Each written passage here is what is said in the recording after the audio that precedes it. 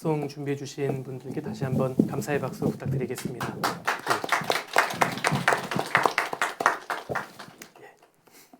인사드리겠습니다. 안녕하세요. 안녕하십니까. 오늘 또 시간 맞춰 오시느라 수고 많으셨습니다. 우리 잠깐 같이 기도하고 일정 시작하겠습니다. 기도하시겠습니다.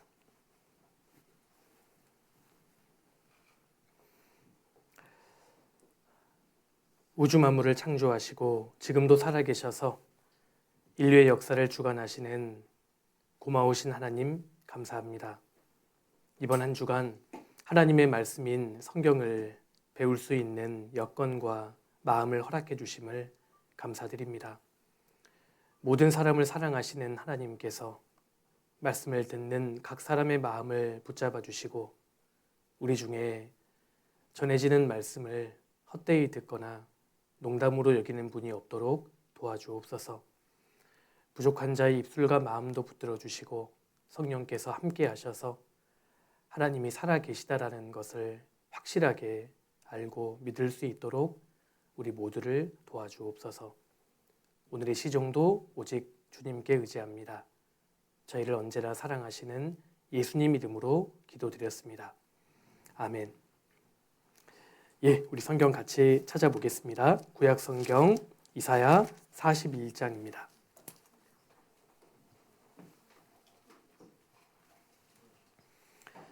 이사야 41장 21절입니다. 21절부터 제가 몇 구절을 좀 읽어드리겠습니다. 구약 1016페이지고요. 앞에 화면에도 말씀을 옮겨놨으니까 화면을 참고하셔도 좋겠습니다. 21절 나 여호와가 말하노니 너희 우상들은 소송을 일으키라. 야곱의 왕이 말하노니 너희는 확실한 증거를 보이라. 장차 당할 일을 우리에게 진술하라.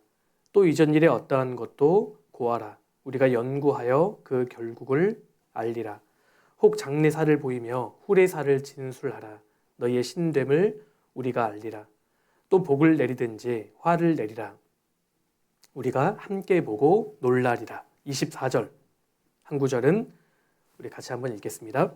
과연 너희는 아무것도 아니며 너희 일은 허망하며 너희를 택한 자는 가증하니라. 됐습니다. 성경은 사실일까? 과연 하나님은 살아계시는 것일까?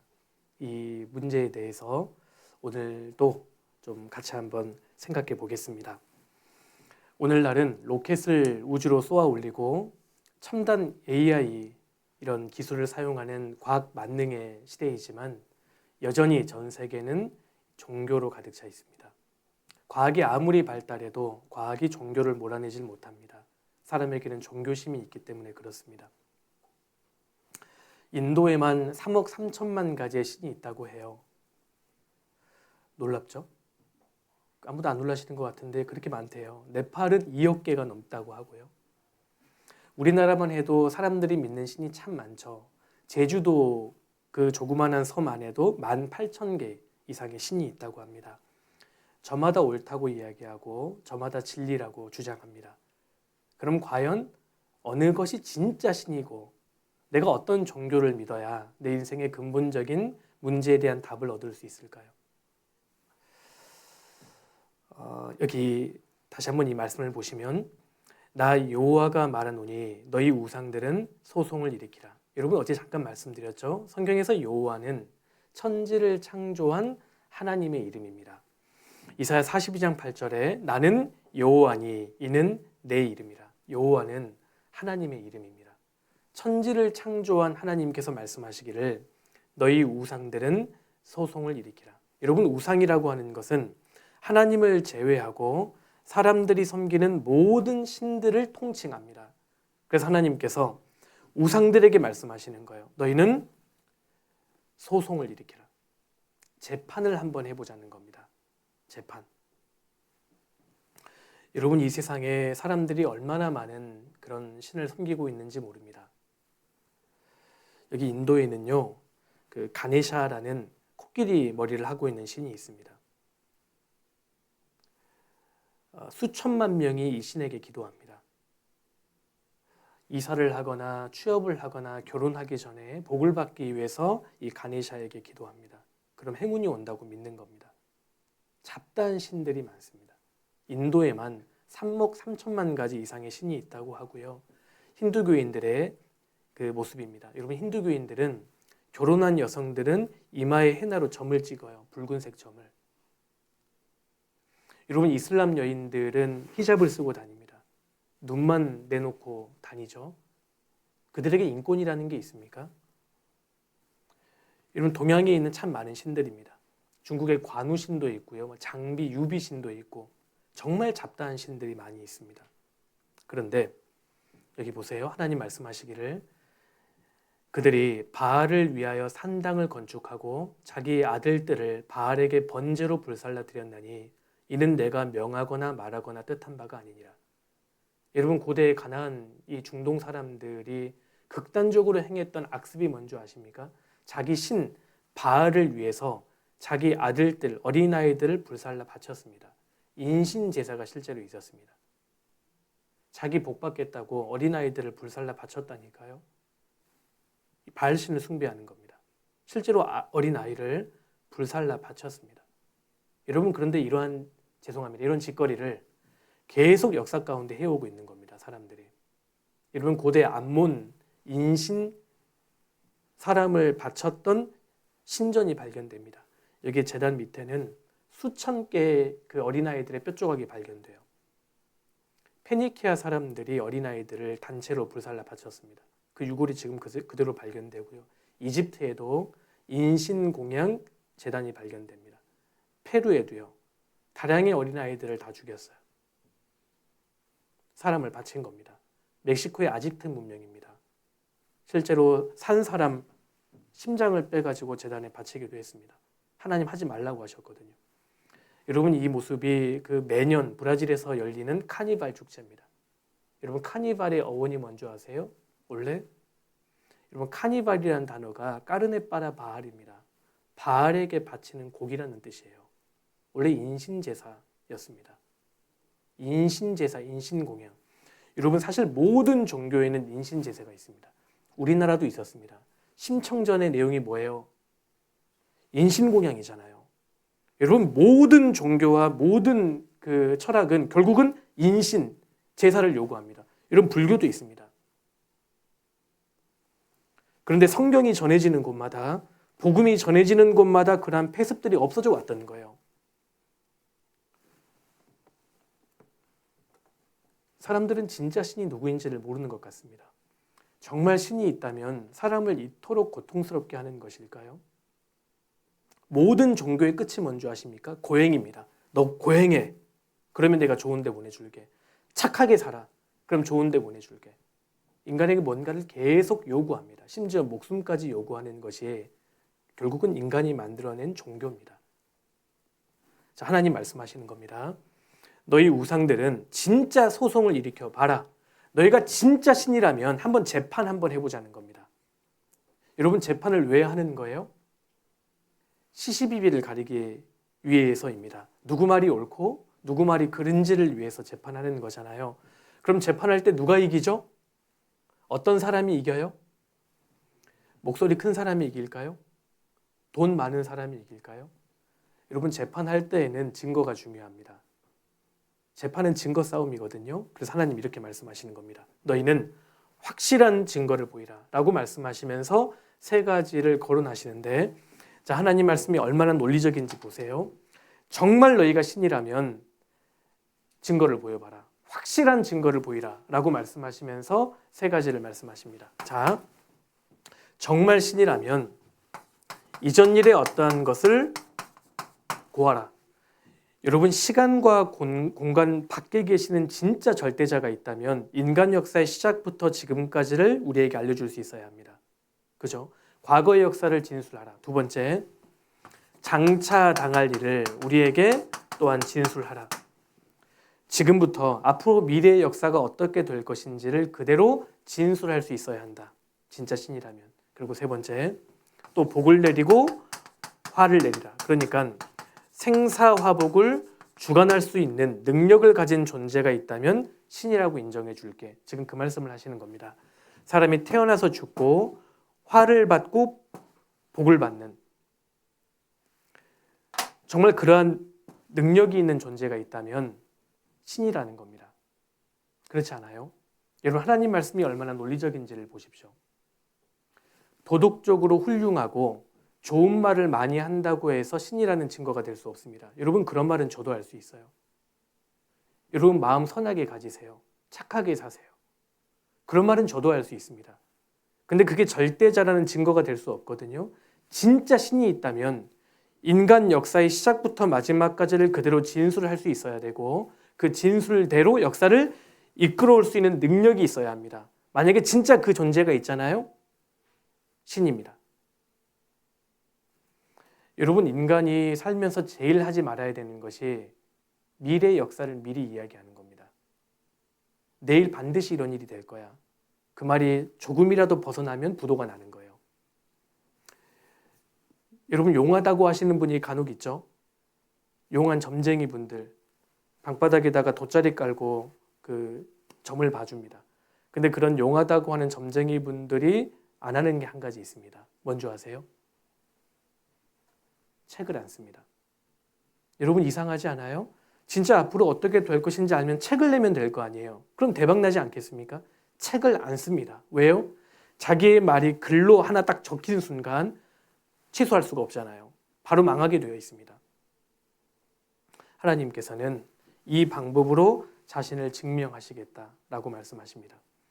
여러분, 미래의 역사를 완벽하게 적은 책 말고는 절대 믿어서는 안 됩니다.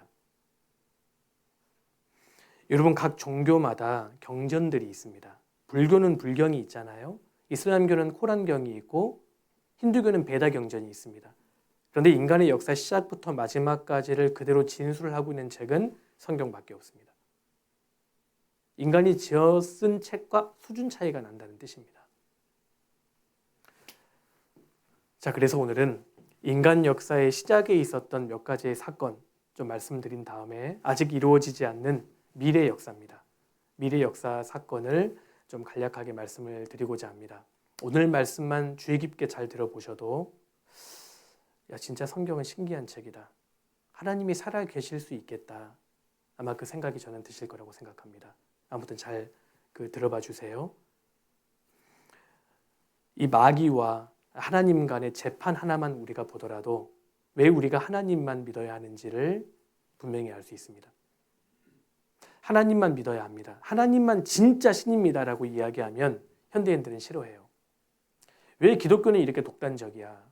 왜 성경의 하나님은 이렇게 편협하셔? 왜 성경은 기독교 외의 다른 종교를 인정하지 않는 거냐? 여러분, 이유는 간단합니다. 성경의 하나님만이 인간 역사의 시작부터 마지막까지를 그대로 말씀하고 있고 그 기록대로 역사가 흘러오고 있기 때문에 그래요. 여러분, 그거 생각해 보셨어요? 진리라는 것은 그 자체가 배타성을 갖고 있습니다. 나도 맞고 너도 맞고 우리 모두 다 맞아. 그럴 수 없는 거예요. 여러분, 진리라는 것은 내가 진짜 맞다면 상대방의 주장은 잘못되었다라는 걸 내포합니다. 여러분, 이분이 내 아버지잖아요. 다른 남자는 제 아버지가 될 수 없는 겁니다. 그렇지 않습니까? 이분이 내 어머니면 다른 여자는 내 어머니가 될 수 없는 거예요. 진리라는 것은 배타성을 갖고 있다는 겁니다. 근데 어떤 분은요, 자기는 다 믿는데요. 성경의 하나님도 믿고 이슬람 알라도 믿고 부처님도 믿고 다 믿는다고 자랑합니다. 죄송한 말씀인데요. 그것은 머리가 비었다는 뜻입니다. 아무것도 믿지 않는 거예요. 그렇지 않습니까?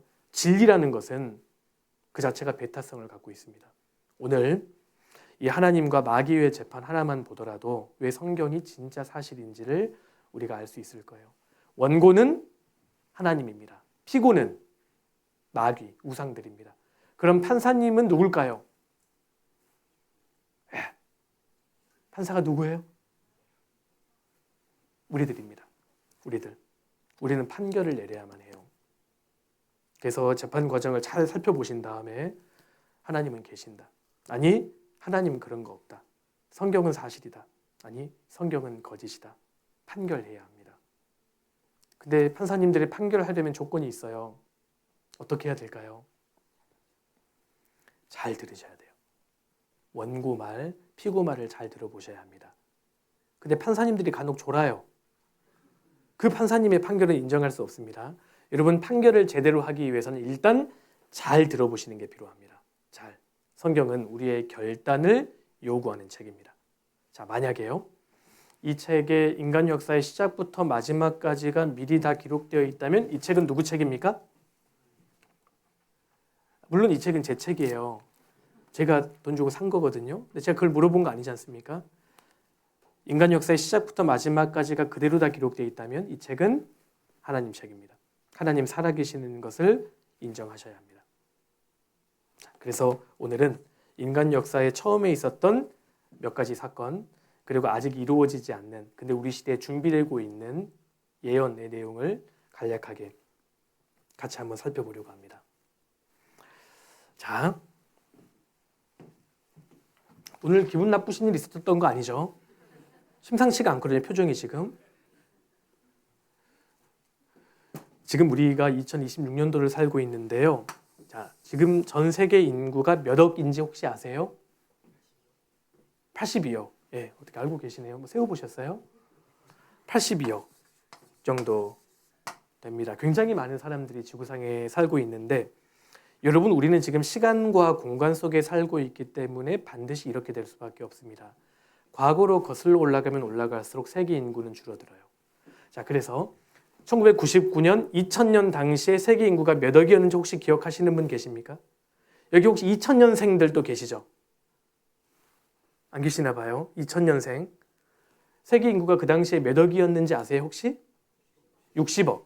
맞아요. 그래서 새로운 밀레니엄 베이비라고 해서 60억.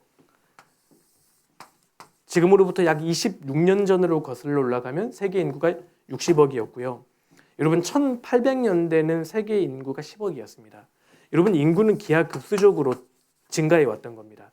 지금으로부터 약 2000년 전으로 거슬러 올라가면 세계 인구가 2억이었다고 합니다. 여러분 계속 거슬러 올라가면 세계 인구가 1억이었을 때도 있었겠죠? 계속 거슬러 올라가면 세계 인구가 1000명, 100명이었을 때도 있었을 겁니다. 궁극적으로 계속 올라가면 결국은 2명으로 귀결됩니다. 여러분 이건 어쩔 수 없어요. 우리는 시간과 공간의 제약을 받고 있기 때문에 반드시 이렇게 될 수밖에 없습니다.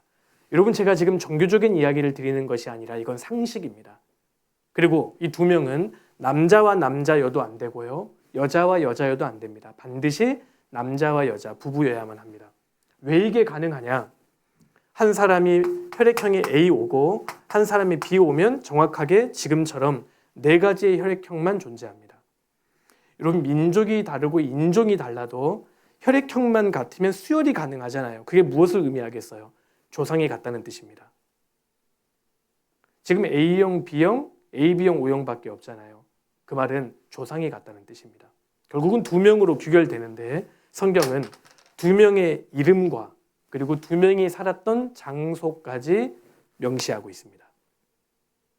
우리의 조상 말입니다. 창세기 2장 한번 찾아보실까요? 창세기 2장입니다.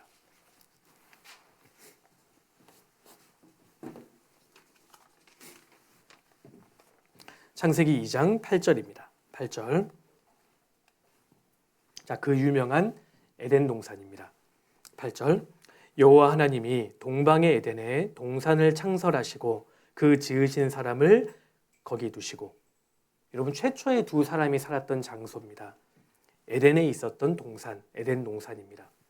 많은 사람들이 에덴 동산이라고 하면 신화나 전설처럼 생각하는데 성경은 에덴 동산을 실제 역사 장소로 언급하고 있습니다. 심지어 우리 동네 뒷동산 그 정도가 아니고요. 굉장히 광활한 동네, 심지어 문명의 발상지였습니다. 무엇을 근거로 알 수 있을까? 자, 10절 앞에 보세요. 제가 설명해 드릴게요. 여러분 에덴에서 강이 발원했는데 그것도 4개의 강이 발원했다는 겁니다. 그러니까 에덴 동산은 굉장히 광활한 대륙이었습니다. 근데 성경은 그 4강의 이름까지 명시하고 있는데 11절에 첫째 이름은 비손이라 금이 있는 하일라 온 땅에 둘렸으며 13절에 둘째 강의 이름은 기온이라 구스 온 땅에 둘렸고 셋째 강의 이름은 hitdegel이라 아수르 동편으로 흐르며 넷째 강은 유브라데더라. 여러분 4강의 이름까지 명시되어 있습니다. 자, 그런데 세 번째 강 hitdegel의 영어식 발음이 티그리스이고요. 네 번째 강의 영어식 발음이 유프라테스입니다. 지금도 흐르고 있습니다. 중동 지역입니다. 바로 메소포타미아 문명입니다. 들어보셨죠? 여러분 메소포타미아라는 뜻이 두 강 사이라는 뜻이거든요. 바로 티그리스와 유프라테스입니다. 성경은 문명의 발상지를 중동이다 라고 말씀하고 있습니다. 틀림없습니다. 자, 그렇다면 남은 두 강은 어디로 갔을까요?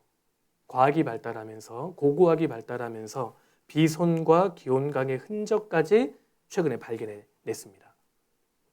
여러분 에덴 농사는 신화 전설이 아니고요. 실제 역사를 말하고 있는 겁니다. 메소포타미아에서 멀어지면 멀어질수록 도시와 국가의 건립 연대가 근대랑 가까워지는 거예요. 자, 보세요. 제가 자료를 보고 좀 설명해 드리겠습니다. 에덴 동산은 어디에 위치해 있었을까? 성서의 에덴 동산은 어디에 있었을까?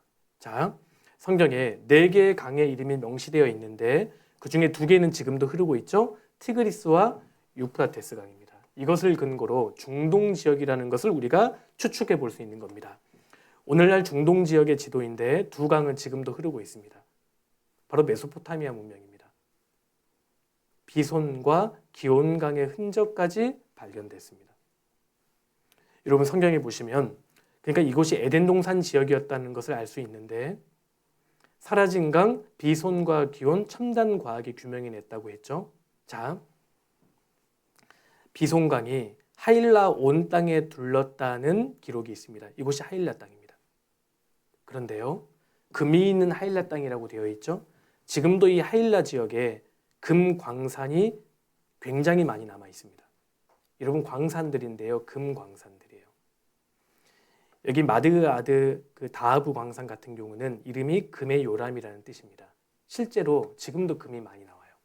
이곳입니다. 그리고 비손강의 흔적까지 정확하게 발견됐는데 고고학자들이 가서 사진을 찍어 왔습니다. 여러분 이게 뭘 거라고 생각해요? 강줄기입니다. 거대한 강의 흔적이 지금도 남아 있습니다. 강줄기입니다. 여러분 지금 강이 흐르지 않습니다. 근데 수천 년 전의 강의 흔적이 지금도 남아 있고 여기 가보면 사막 지역이거든요. 다량의 자갈이 이렇게 많이 발견됩니다.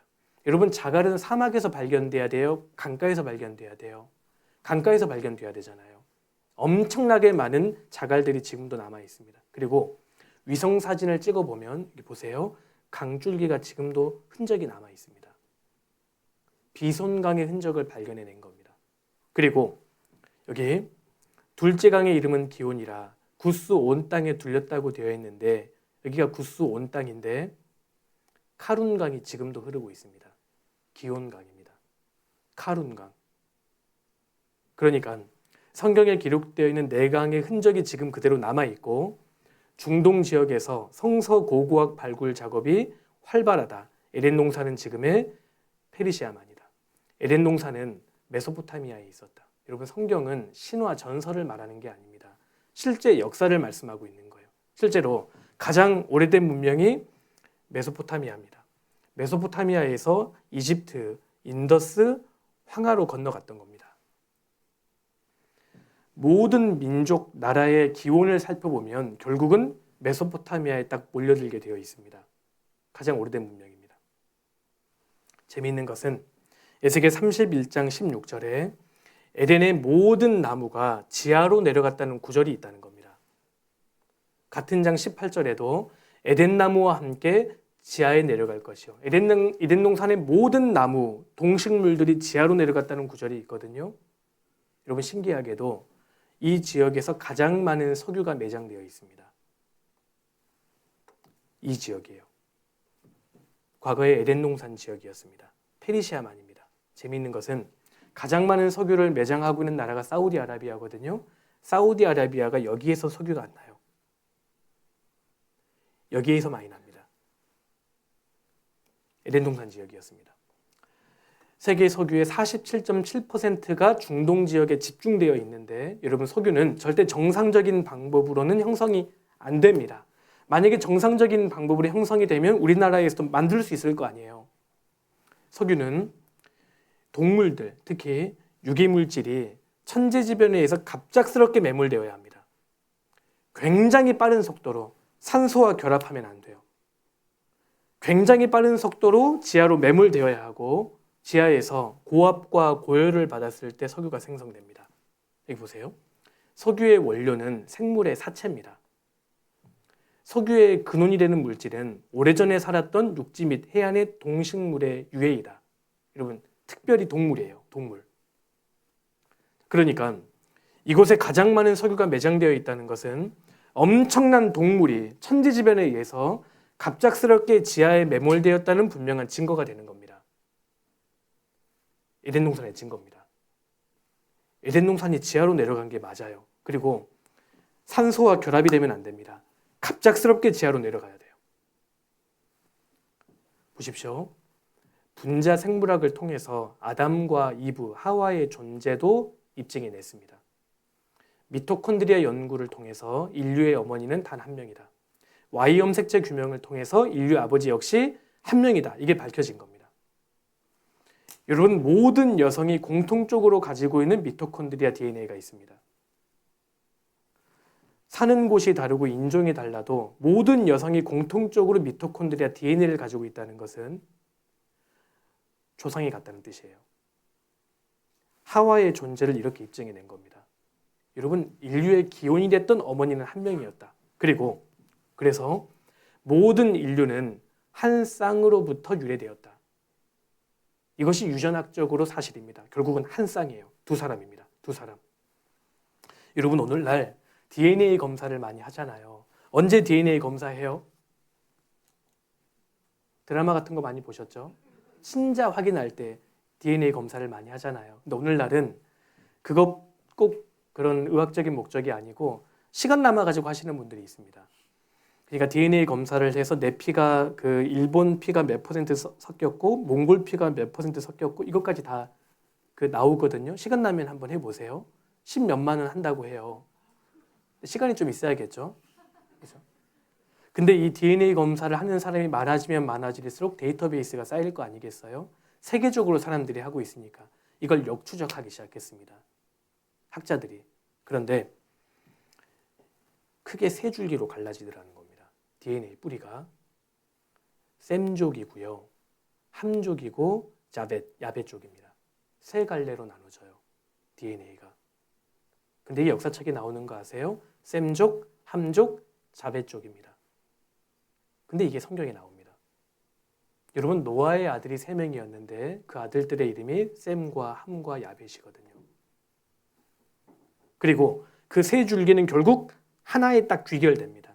아담도 실제로 있었다. 아담의 존재까지 이렇게 입증해 낸 겁니다. 그리고 피부 색깔이 유전적으로 64가지가 가능한데 이걸 딱 줄이잖아요. 16가지가 되고요. 더 줄이면 사색 인종이 되는 거예요. 그러니까 한 쌍에 의해서 인종도 다양하게 나올 수 있는 겁니다. 심지어 피부 색깔이 한 세대 안에 다르게 나올 수 있어요.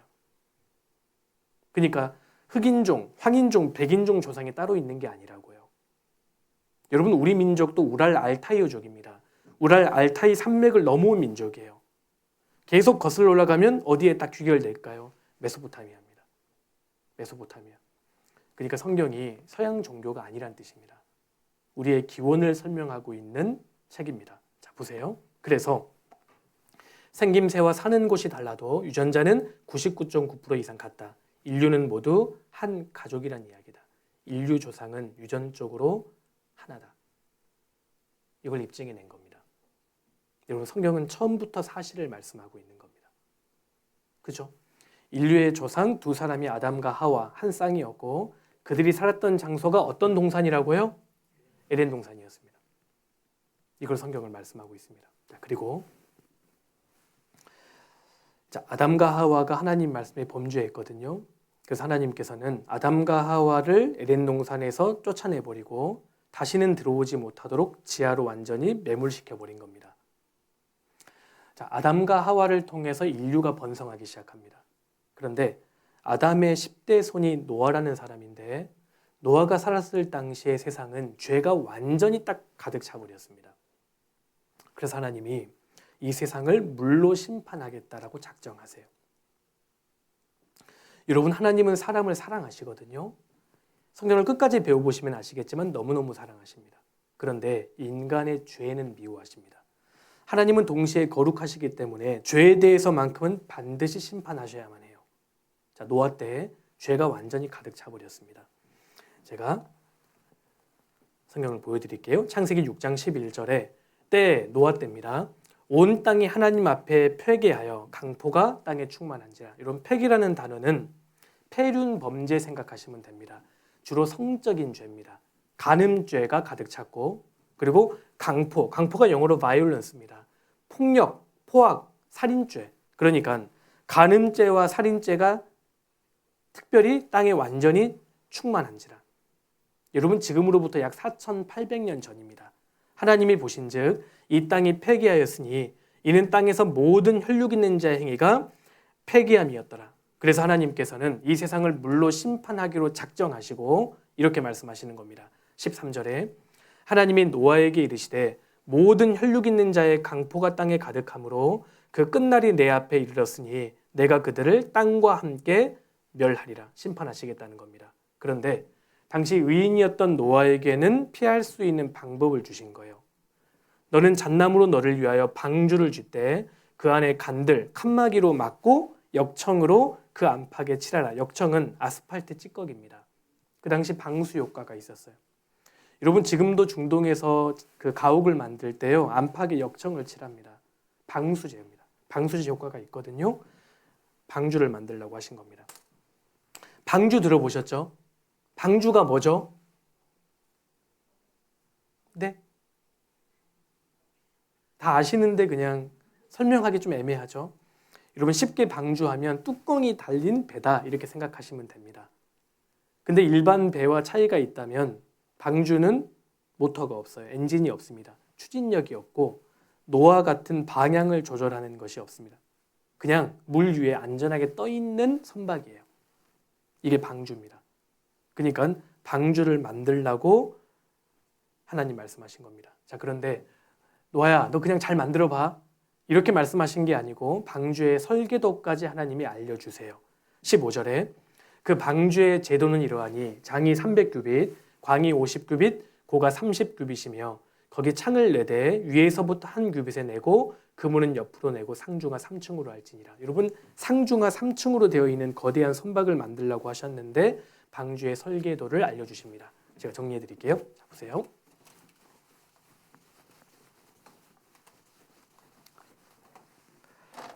자, 하나님께서 노아에게 방주를 만들라고 말씀하시면서 장은 길이입니다. 그죠? 광은 너비이고요. 높이를 말씀하시는데 장이 몇 규빗이라고요? 300규빗. 광이 몇 규빗? 50규빗. 고는요? 30규빗입니다. 여러분, 규빗 하니까 약간 생소하시죠? 그 당시는 미터 개념이 없었기 때문에요. 성인 남성 팔꿈치부터 중지까지가 1규빗이었습니다. 약 46.5cm 정도 됩니다. 평균. 그러니까 이렇게 해서 길이를 쟀던 겁니다. 여러분, 300규빗을 미터로 환산해 보잖아요. 그럼 대략 오늘날 150m가 됩니다. 별로 안 놀라시네요. 여러분, 길이가 100m 넘는 대형 선박이었다는 뜻입니다. 노아의 방주가요. 돛담배가 아닙니다. 그리고 광이 너비가 약 25m 되고 높이가 15m 되는, 그러니까 이것을 비율로 환산하면 10대 1.7대 1입니다. 그러니까요, 그려보시면 굉장히 긴 직사각형 모양이라는 걸 알 수 있습니다. 10대 1.7대 1입니다. 특히 장과 광의 비율이 6대 1입니다. 자, 지금으로부터 3,500년 전의 기록이고 노아 홍수 사건은 4,800년 전의 사건입니다. 여러분, 우리 같은 비전문가들은 그냥 읽어도 별 감흥이 없어요. 이렇게 만들었나 보다. 여러분, 그때 그거 아세요? 배를 만드는 조선 공학자들은 이런 구절을 그냥 안 넘어갑니다. 따져보는 거예요. 근데 이걸 연구했던 사람들이 깜짝 놀라게 됩니다. 실제로. 왠 줄 아세요? 여러분, 인간이 만들 수 있는 가장 안전한 대형 선박의 설계 비율이 뭔지 아세요? 10대 1.7대 1입니다. 이렇게 만들어야만 세계적인 쓰나미를 견딜 수 있는 거예요. 자동차 만드는 게 어려울까요? 배 만드는 게 어려울까요? 둘 다 어려워요. 근데 더 어려운 거는 여러분 배 만드는 게 훨씬 어렵습니다. 우리나라가 조선 강국이잖아요. 그러니까 지금 미국 대통령이 우리나라에게 이 조선 기술을 획득하려고 하잖아요. 미국도 배 만드는 기술 잘 만들었거든요. 대가 끊겼습니다. 대형 선박하고 소형 선박은 설계 비율이 완전 달라요. 여러분 대형 선박은요. 이렇게 넘어져도 안 됩니다. 부러져도 안 되고요. 흔들림도 적어야 돼요. 그러니까 진짜 어렵습니다. 겨우 살아남았는데 뚜껑 열어보니까 다 죽어 있어요. 무슨 의미가 있어요? 흔들림도 적어야 됩니다. 근데 세계적인 쓰나미가 오는데 견딜 수 있는 설계 비율이 10대 1.7대 1이고요. 정확하게 6대 1입니다. 그래서 이걸 연구했던 해사기술연구소의 연구원들이요. 성경을 믿게 됐습니다. 실제예요. 다른 구절이 아니라 이 구절만 딱 연구하다가 하나님 살아계시는 걸 믿었던 사람들이 그 당시에 많았습니다. 여러분 우리나라 이 전 세계 인류가 대형 선박을 만든 게 200년도 안 돼요. 대형 선박의 설계 비율을 알아낸 게 얼마 안 됩니다. 근데 가장 오래된 3,500년 전의 기록에 이 설계 비율이 기록되어 있습니다. 제가 자료를 좀 보여드릴게요.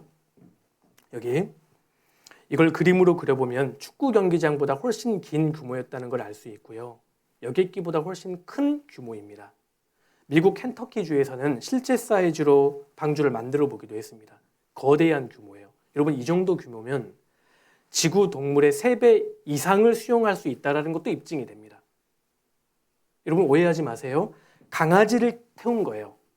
치어와 태우고 말티즈 태우고 시베리안 허스키 태우고 그러지 않았습니다. 강아지 한 종을 태웠던 겁니다. 고양이도 한 종만 태우면 되는 거예요. 그리고 종 내에서는 얼마든지 변이가 일어나는 겁니다. 어제 말씀드렸죠. 진화는 불가능하지만 변이는 가능했기 때문에 하나님이 암수 한 쌍씩 종별로 태우라고 하셨던 겁니다. 자, 노아의 방주 50분의 1의 모형 만들어 실험해 보았는데 과학적인 실험 결과 나왔다 그랬죠. 30m 파도 높이에도 거뜬했다. 30m 파고에도 안전했다. 심지어 높이 40m 파도에도 안전했다. 첨단 조선 기술보다 우수했다. 과학적으로 입증이 됐습니다. 방주의 안정성 조선 전문가들도 인정했다. 가장 이상적인 설계 비율입니다. 10대 1.7대 1입니다. 자, 노아가 하나님 말씀대로 100년이 넘도록 방주를 만듭니다. 그리고 방주가 다 만들어졌거든요. 암수 한 쌍씩 제발로 방주에 타기 시작합니다. 자, 7장 우리 창세기를 찾았으니까 7장 넘겨보겠습니다. 7장 9절입니다. 9절. 우리 뒤에 서 계시는 분들 오셔도 되는데요. 제가 서 계시는 분들을 위해 지금 성경을 찾은 거거든요. 네, 오시느라 고생하셨습니다. 네. 박수 한번 주세요. 네. 박수 받으셨으니까 다시는 안 늦으시겠죠? 네, 수고하셨습니다. 7장 9절에요. 하나님이 노아에게 명하신 대로 암수 둘씩 노아에게 나와 방주로 들어갔더니 짐승 암수 한 쌍씩 방주로 들어갑니다. 자, 10절에 7일 후에 홍수가 땅에 덮이니 노아 600세 되던 해 2월 곧 그달 17일이라. 그날에 큰 기쁨의 샘들이 터지며 하늘의 창들이 열려 40주야를 비가 땅에 쏟아졌더라. 먼저 기쁨의 샘들이 터졌습니다.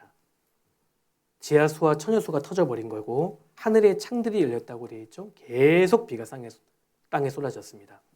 물이 땅에 더욱 창이라며 천하의 높은 산이 다 덮였다. 여러분 이 당시에요. 지구상에 있던 산들이 물에 완전히 다 덮였습니다. 성경은 그걸 말씀합니다. 자, 영상을 잠깐 보여드릴게요.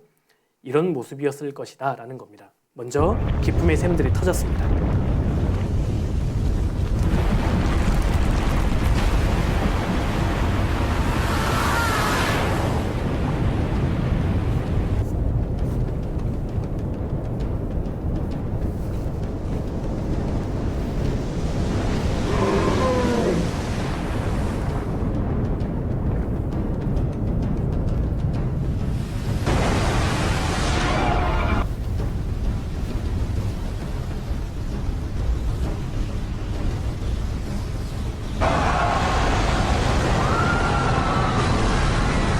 여러분, 그러니까요, 노아 홍수 때 사람들이 비가 너무 많이 와서 물에 잠겨서 죽은 게 아닙니다. 그러기도 전에 휩쓸려 죽은 거예요. 여러분, 노아 홍수는 여름철 장마가 아닙니다. 지구의 대격변이었습니다. 대규모의 쓰나미였다는 뜻입니다. 성경은 그걸 말씀합니다. 지구에 엄청난 격변이 과거에 있었다. 물에 의해서. 자, 8장 1절에 그런데 하나님께서 물을 점점 감하십니다. 하나님이 노아와 그와 함께 방주에 있는 모든 들짐승과 육축을 권념하사 바람을 불어서 땅 위에 불게 하심에 물이 감하였고 4절 7월 곧 그달 17일에 방주가 아라랏산에 머물렀으며 이게 노아 홍수 사건입니다. 지구에 엄청난 쓰나미가 있었고 모든 사람들이 다 죽고 방주에 탔던 노아의 8 식구만 살아남았다. 이것이 성경의 기록입니다. 과연 이게 사실일까요? 여러분 어떻게 생각하세요? 정말 신화 같은 이야기 아닙니까? 이걸 어떻게 사실로 믿어? 아마 처음 접하면 그런 생각이 드실 텐데 성경은 실제 역사로 기록하고 있고 여러분이 노아 이 홍수 사건이 사실이라는 증거가 사실 너무 많습니다. 성경에 기록되어 있는 역사적인 사건들 중에 가장 많은 증거를 가진 사건을 바로 이 노아 홍수 사건으로 꼽습니다. 사실 부인하기가 어렵습니다. 현실적으로. 자, 노아 홍수 사건과 관련해서 우리가 궁금할 수 있는 질문 4가지를 중심으로 제가 설명해 드리겠습니다. 첫 번째, 진짜 세계적인 홍수의 흔적이 있었을까? 여러분, 진짜 노아 홍수가 사실이라면 세계적인 쓰나미가 있었다면 증거가 있지 않겠어요? 여러분, 결과적으로 말씀드리면 너무나 많은 증거가 있습니다. 자, 지금 우리가 살고 있는 이 지구, 여러분 이 지구 암석 자체는 95% 이상이 화성암입니다. 화성암이 뭔지 아시죠? 화산 활동에 의해 만들어진 암석이에요. 지구 덩어리 자체가요. 그런데 지구 표면층은 75% 이상이 퇴적암입니다. 퇴적암. 여러분, 퇴적암은 뭐에 의해서 만들어집니까? 물에 의해서. 75% 이상이 퇴적암이고요. 더 놀라운 것은 퇴적암에서만 화석이 나옵니다. 여러분, 화성암에서는 화석이 한 건도 발견된 적이 없어요. 다 퇴적암에서만 화석이 나옵니다. 동식물들이 물에 의해 휩쓸려 죽은 흔적입니다. 화석은. 여러분, 제가 보여드릴게요. 오늘날 너무나 많은 증거가 남아 있습니다. 세계적인 대홍수의 흔적이 있었을까? 자, 보십시오. 진짜 물이 전 세계를 덮었다면 흔적이 있어야 될 거예요. 지각층의 75%가 퇴적암입니다. 이는 대홍수를 뒷받침한다. 지금까지 발견된 화석을 세계 지도에 매핑을 해봤는데 어느 대륙 가리지 않습니다. 화석이 수백만 개가 지금 발견됩니다. 그것도 퇴적암에서만. 이게 무엇을 의미할까요? 설명해 드릴게요. 전 세계적으로 물에 의해 쌓인 암석층에 퇴적암에 수십억 개의 죽은 것들이 묻혀 있는데 어류, 공룡, 맘모스, 양서류 등의 거대한 화석층이 전 세계적으로 발견된다. 이렇게 되려면 지구에 대규모의 변혁을 요구한다. 엄청난 격변이 있었다 그 뜻입니다. 자, 전 세계적으로 여러분 미국 대륙에는요 국지적이 아닙니다. 전 대륙에 걸쳐서 공룡이 떼죽음 당해 있어요. 그것도 퇴적층에, 퇴적암에. 이렇게 많은 화석이 발견되고 있습니다. 전 지구적으로 발견돼요. 맘모스가 떼죽음 당해 있고 공룡이 떼죽음 당해 있습니다. 이것은 대홍수를 입증합니다. 아십니까? 더구나 공룡의 심장까지 화석화되어 있어요. 아무도 안 놀라시는 것 같아요. 또 오늘 또 그죠? 이게 뭘 의미하는 줄 아세요? 여러분, 조직 중에 가장 연한 조직이 어디예요? 심장 조직, 장기들입니다. 여름에 불과 몇 시간만 지나도 부패되어 버리잖아요. 근데 심장까지 화석이 되어 있다니까요. 이게 뭘 의미합니까? 화석이 굉장히 빠르게 만들어졌다는 걸 의미합니다. 이게 오늘날 밝혀져요. 자, 보세요. 여러분, 2003년도에 공룡 티라노사우루스 화석 다리를 잘랐더니 생체 조직이 발견됐는데 심지어 지금까지 고무줄처럼 늘어나요. 적혈구까지 발견됐습니다. 여러분 공룡이 7천만 년 전에 존재했다고요? 그럼 이게 불가능합니다. 죽은 지 얼마 안 됐다는 뜻입니다.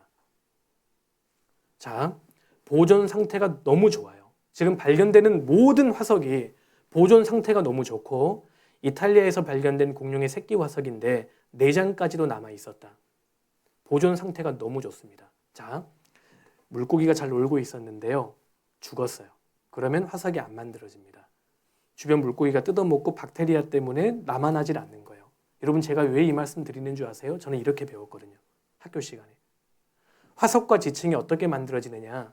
물고기가 죽어서요. 오랜 시간 그 위에 흙이 덮이고 그 다음 모래가 덮이고 자갈이 덮여서 몇 억이 지나서 화석이 된다라고 배웠습니다.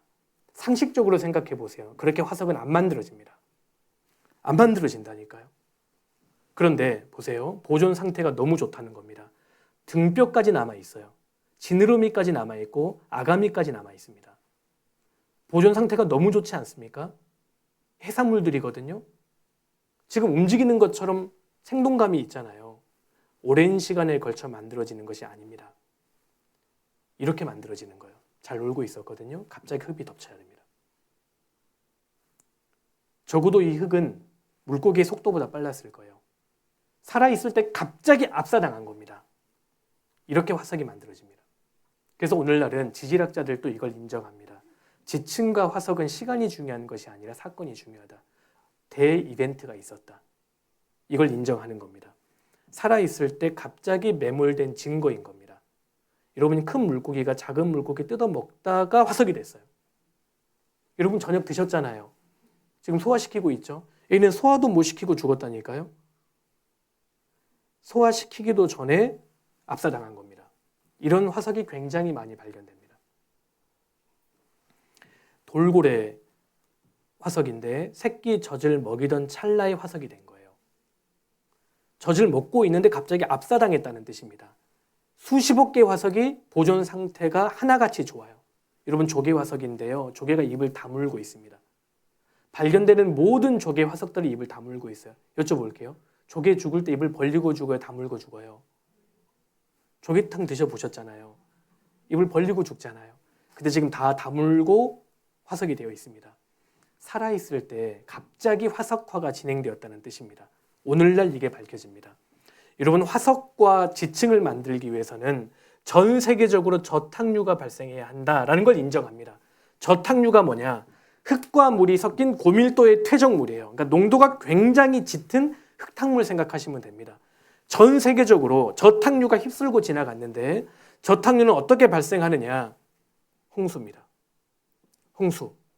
그러니까 여기 보세요. 저탕류에 의해서 지층과 화석이 만들어지는데 지금 전 세계적으로 대륙을 가리지 않고 화석과 지층이 발견된다는 것은 세계적인 저탕류가 발생했다는 뜻이고 세계적으로 홍수가 발생했다는 분명한 증거인 겁니다. 지구에 엄청난 격변이 있었다. 그래서 완전히 떼죽음 당했다는 겁니다. 대홍수를 입증합니다. 여러분 그거 아세요? 오늘날은 대홍수를 부정하고는 지질을 설명 못하게 되어 있습니다. 과거의 진화론자들은 성경을 믿기 싫으니까 대홍수를 부정했거든요. 근데 물층이 존재해요. 전 세계적으로. 그리고 물층 안에 엄청난 양의 화석들이 대규모로 발견됩니다. 떼죽음 당한 겁니다. 떼죽음. 그리고 최근 보세요. 최근에는 화석이 안 만들어집니다. 지금 만들어져요? 지금은 안 만들어진다니까요. 화석이. 지층도 안 만들어집니다. 엄청난 격변이 있을 때만 만들어지는 겁니다. 성경은 그걸 말씀합니다. 자,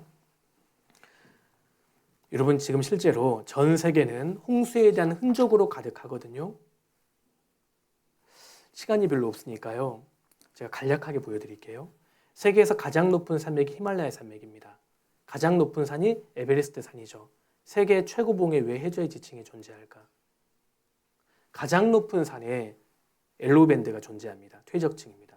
물이 이곳을 덮었다는 증거입니다. 그리고 산 정상에서는 암모나이트와 같은 해저 화석이 계속 발견됩니다. 여기 미국의 유타주의 브라이스 캐니언이 있는데요. 수만 개의 이 첨탑으로 구성되어 있는 광활한 지형입니다. 학자들이 말합니다.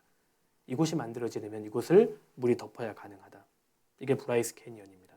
여러분 이런 지형은 바닷가에서나 볼 수 있는 지형이잖아요. 내륙 지역에서 발견됩니다. 그리고 다 퇴적 지층입니다. 그 밑에 잘 아시죠? 애리조나주의 그랜드 캐니언 다녀오신 분도 계실 텐데요. 그랜드 캐니언입니다. 길이가 446km. 아무도 안 놀라시네요. 깊이가 최대 1.8km. 또 안 놀래요? 너비가 최대 30km. 마지막이었는데 그냥 넘어갈게요. 끝까지 안 놀래요. 굉장히 광활한 지형입니다. 근데 이런 지형이 어떻게 만들어졌는 줄 아세요? 여러분 2000년 6월 달에 세계적인 지질학자 80명이 모여서 심포지엄을 가졌습니다. 주제가 그랜드 캐니언이 도대체 어떻게 형성되었을까? 이게 왜 중요한지 아십니까? 전 세계적으로 그랜드 캐니언의 지층이 계속 발견되고 있거든요. 전 세계적으로. 그러니까 샘플로 도대체 이게 어떻게 만들어졌을까? 결론이 뭔지 아십니까? 지금은 일어나기 힘든 지구의 엄청난 홍수에 따라서 만들어졌다. 이렇게 발표났습니다. 지구의 대격변, 홍수에 의해서 그랜드 캐니언의 지형이 만들어졌다. 그러니까 그랜드 캐니언은 노아 대홍수의 흔적인 겁니다. 보세요. 지구적인 홍수에 대한 증거, 그랜드 캐니언. 지구의 대격변이 있었습니다. 물이 휩쓸고 지나간 흔적이에요. 근데 재미있는 것은 이 지층이요, 퇴적 지층이 부분적인 침식도 없이 반듯한 지형이라는 겁니다. 다 일자예요. 이게 무엇을 의미할까요? 여기서 막간 퀴즈입니다. 자, 일자형 지층이잖아요. 어떤 지층이 먼저 생겼을까요? 먼저 1번, 2번, 3번. 몇 번이 먼저 생겼게요? 3번.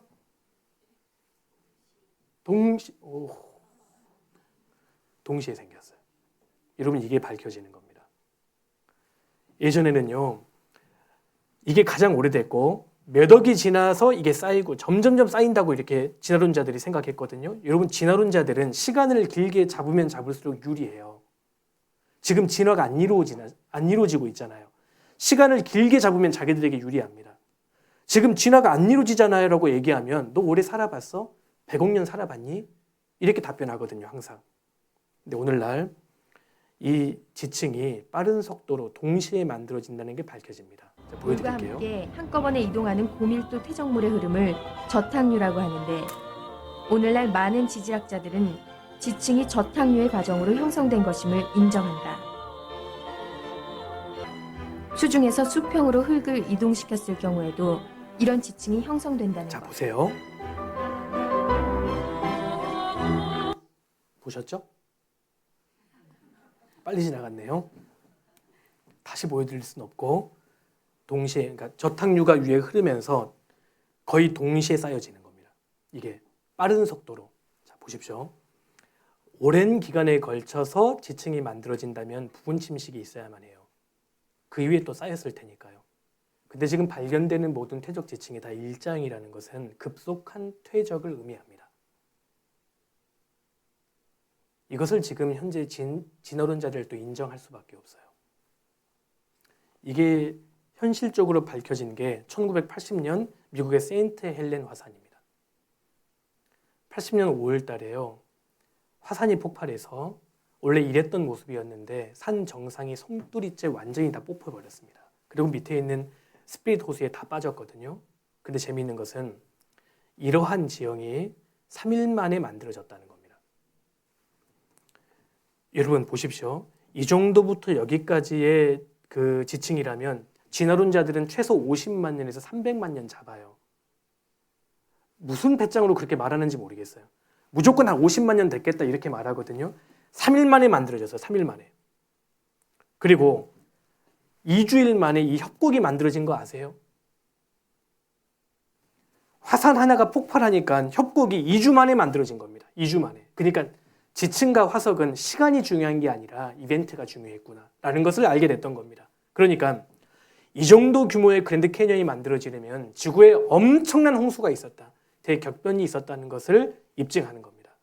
여러분 이런 지형들이 계속 발견됩니다. 전 세계적으로.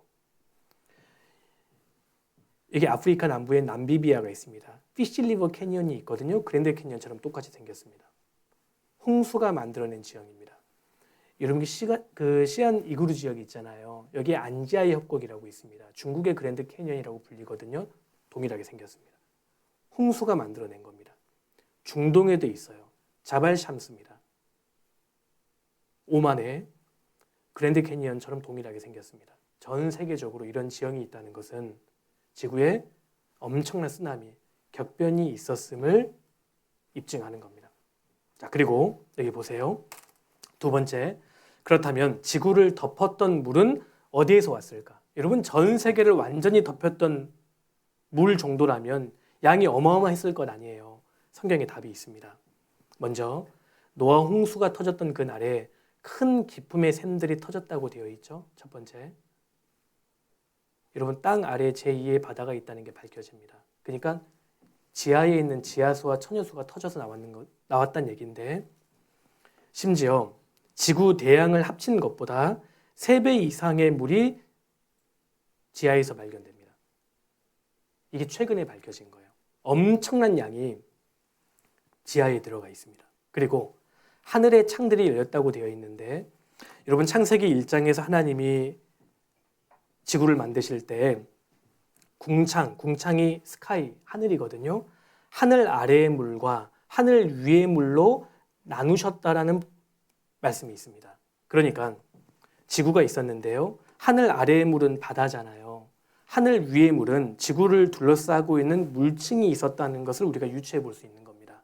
그러니까 노아 홍수 전에는 물층이 있었는데 노아 홍수 때 이 물들이 지구로 다 쏟아져 버린 거예요.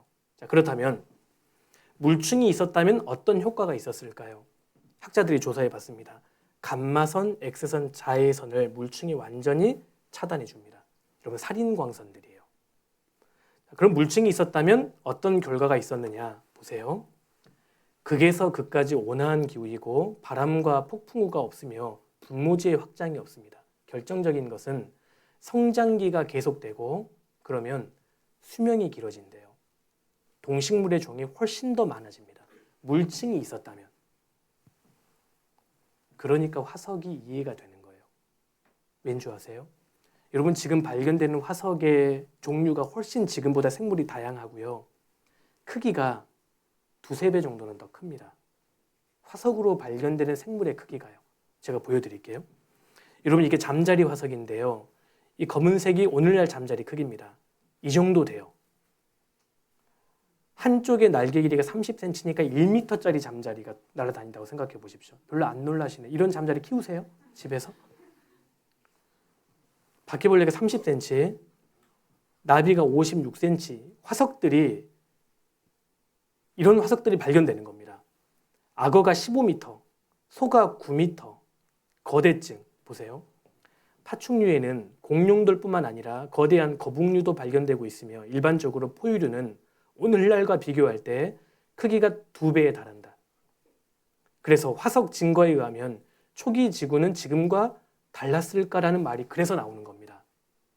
화석의 크기가 너무 커요. 바퀴벌레가 30cm. 기분이 황홀하겠죠? 자이언트 거미가 계속 발견되는데 이게 진해거든요. 진해 화석입니다.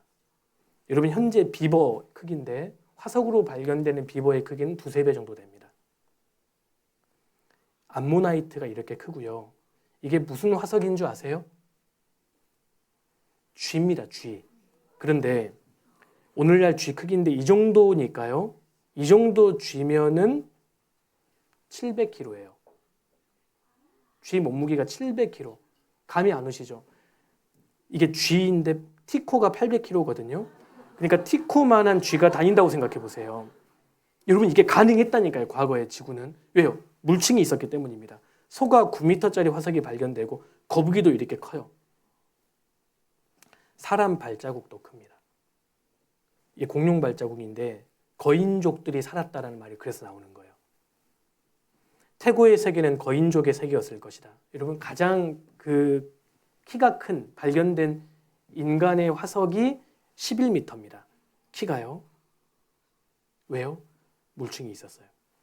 대기권 위에 투명 수막으로 지구를 보호하고 있었기 때문에 인간 수명도 900살이 가능했다. 물층이 존재했기 때문에. 여러분, 성경은 허구를 말하고 있는 게 아닙니다. 노아 600세 되던 해에 방주가 홍수가 시작됐다고 했잖아요. 진짜 노아 600세였던 거예요. 여러분, 성경에서 가장 오래 살았던 사람이 무두셀라입니다. 969살까지 살았거든요. 1000년 가까이 살았습니다. 이게 과장이 아니에요. 물층이 존재했기 때문에 가능했다는 겁니다. 그런데 실제로 성경을 보면 노아 홍수 전후로 인간의 수명이 급감했다는 걸 볼 수가 있고 인간의 교만이 장수의 목을 차버렸다. 자, 세 번째로 보세요. 그렇다면 지구를 덮었던 물은 어디로 갔을까요? 그 어마어마한 물이 성경에 답이 있습니다. 시편 104편 6절에 옷으로 덮음같이 땅을 바다로 덮으심에 물이 산들 위에 섰더니 노아 홍수 때잖아요. 완전히 산 위에 물이 딱 섰는데 주의 견책을 인하여 도망하며 주의 우레소리를 인하여 빨리 가서 주의 정하신 처소에 이르렀고 같이 읽어보실까요? 산은 오르고 골짜기는 내려갔나이다. 그러니까 엄청난 조산운동을 통해서 물을 감하신 겁니다. 여러분 노아 홍수 전에는 지금처럼 이렇게 높은 산맥들이 없었습니다. 다 구릉진 형태였거든요. 근데 물을 감하시기 위해서 조산운동을 일으키셨던 거예요. 보세요. 물이 산들 위에 섰더니 산은 오르고 골짜기는 내려갔나이다. 이 과정을 통해 물이 감해지는 겁니다. 조산운동입니다. 그래서 높은 산맥 위에 해저 화석이 발견되는 이유가 여기 있는 겁니다. 오랜 시간에 걸쳐 산이 만들어지는 게 아닙니다. 자, 보세요. 지금의 산과 골짜기 형태는 오늘날 한 번도 본 적이 없는 엄청난 에너지가 수반된 대격변의 침식으로 생겨났다고 결론이 났어요. 2000년대. 여러분 지금 산이 만들어집니까? 여러분 에베레스트 산은 지금도 8,848m입니다. 100년 전하고 동일합니다. 조산운동은 지금 일어나지 않아요. 과거에 한 번도 본 적이 없었던 격변에 의해서 만들어진다. 자, 그리고 하나님께서 바닷물을 모아서 무더기같이 쌓으셨고 깊은 물을 곳간에 저장하셨다 그랬죠? 물을 어떻게 감하셨을까? 두 번째, 깊은 물을 곳간에 두신 겁니다. 전 지구적으로 곳간이 이렇게나 많습니다. 해구입니다. 물창고예요. 엄청난 양의 물이 곳간에, 깊은 곳간에 저장이 되어 있습니다.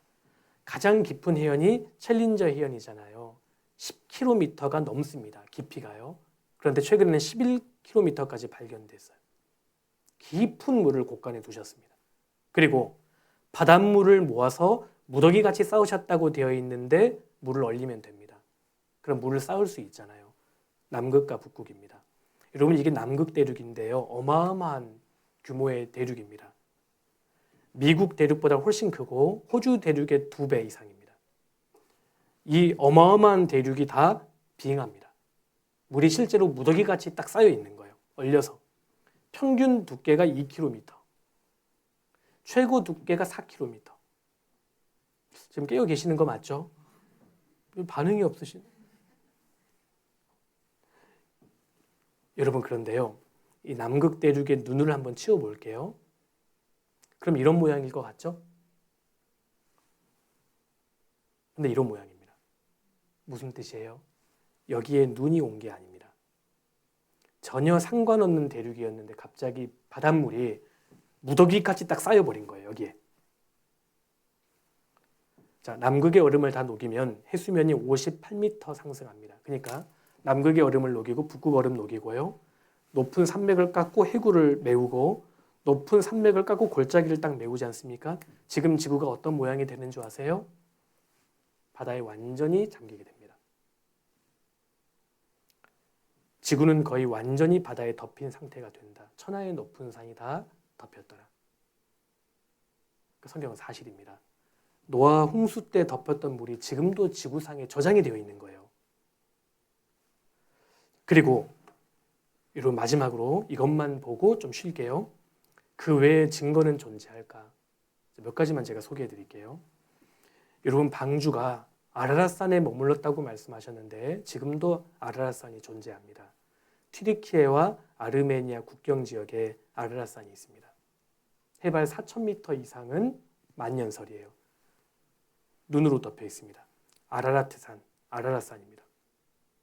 해발 5,165m거든요. 여러분 고대로부터 이 아라랏산에서 노아 방주를 발견했다고 하는 증언과 문서 자료가 굉장히 많습니다. 위치도 동일해요. 발견했다고 하는 위치도 아우라 협곡입니다.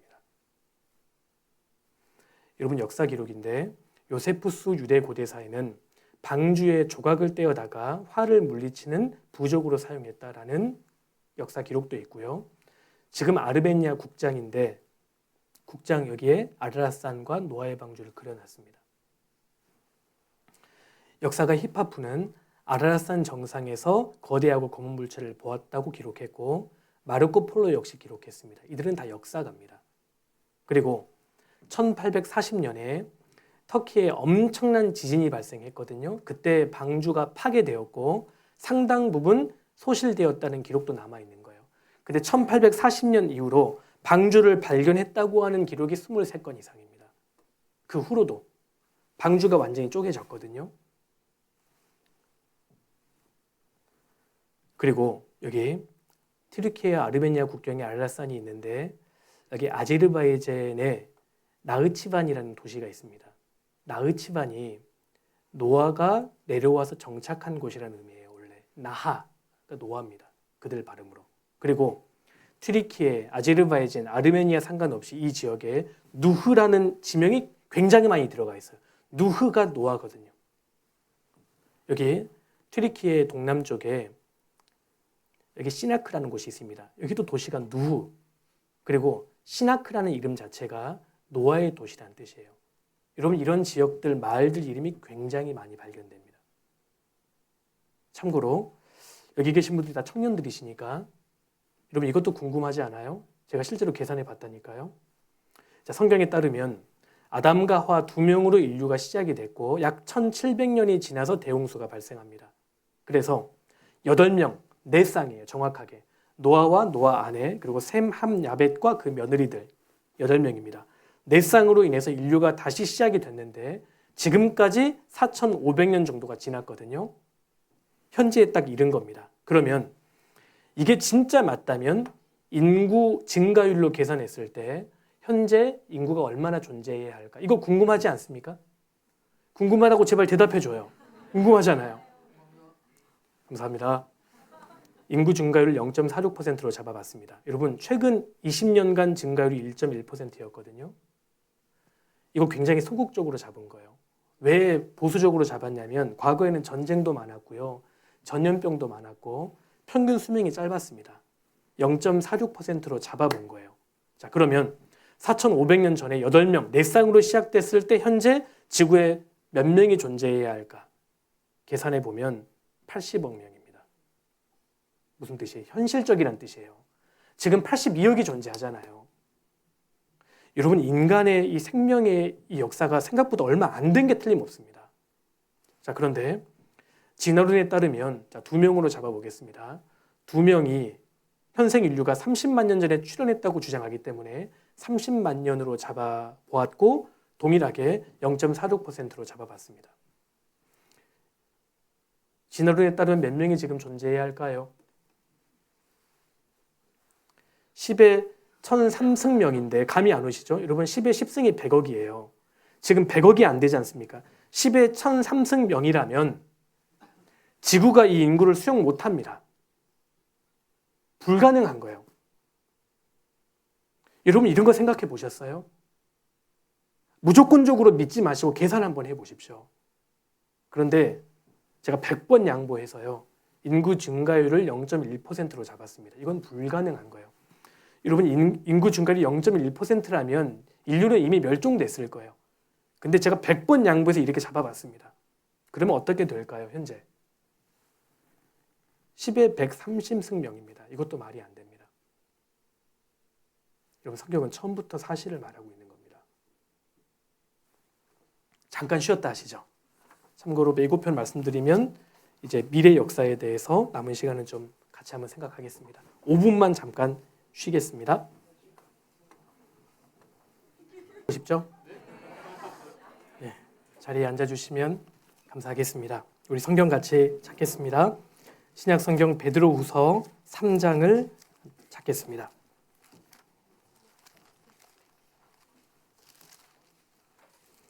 베드로후서 3장 6절입니다. 6절.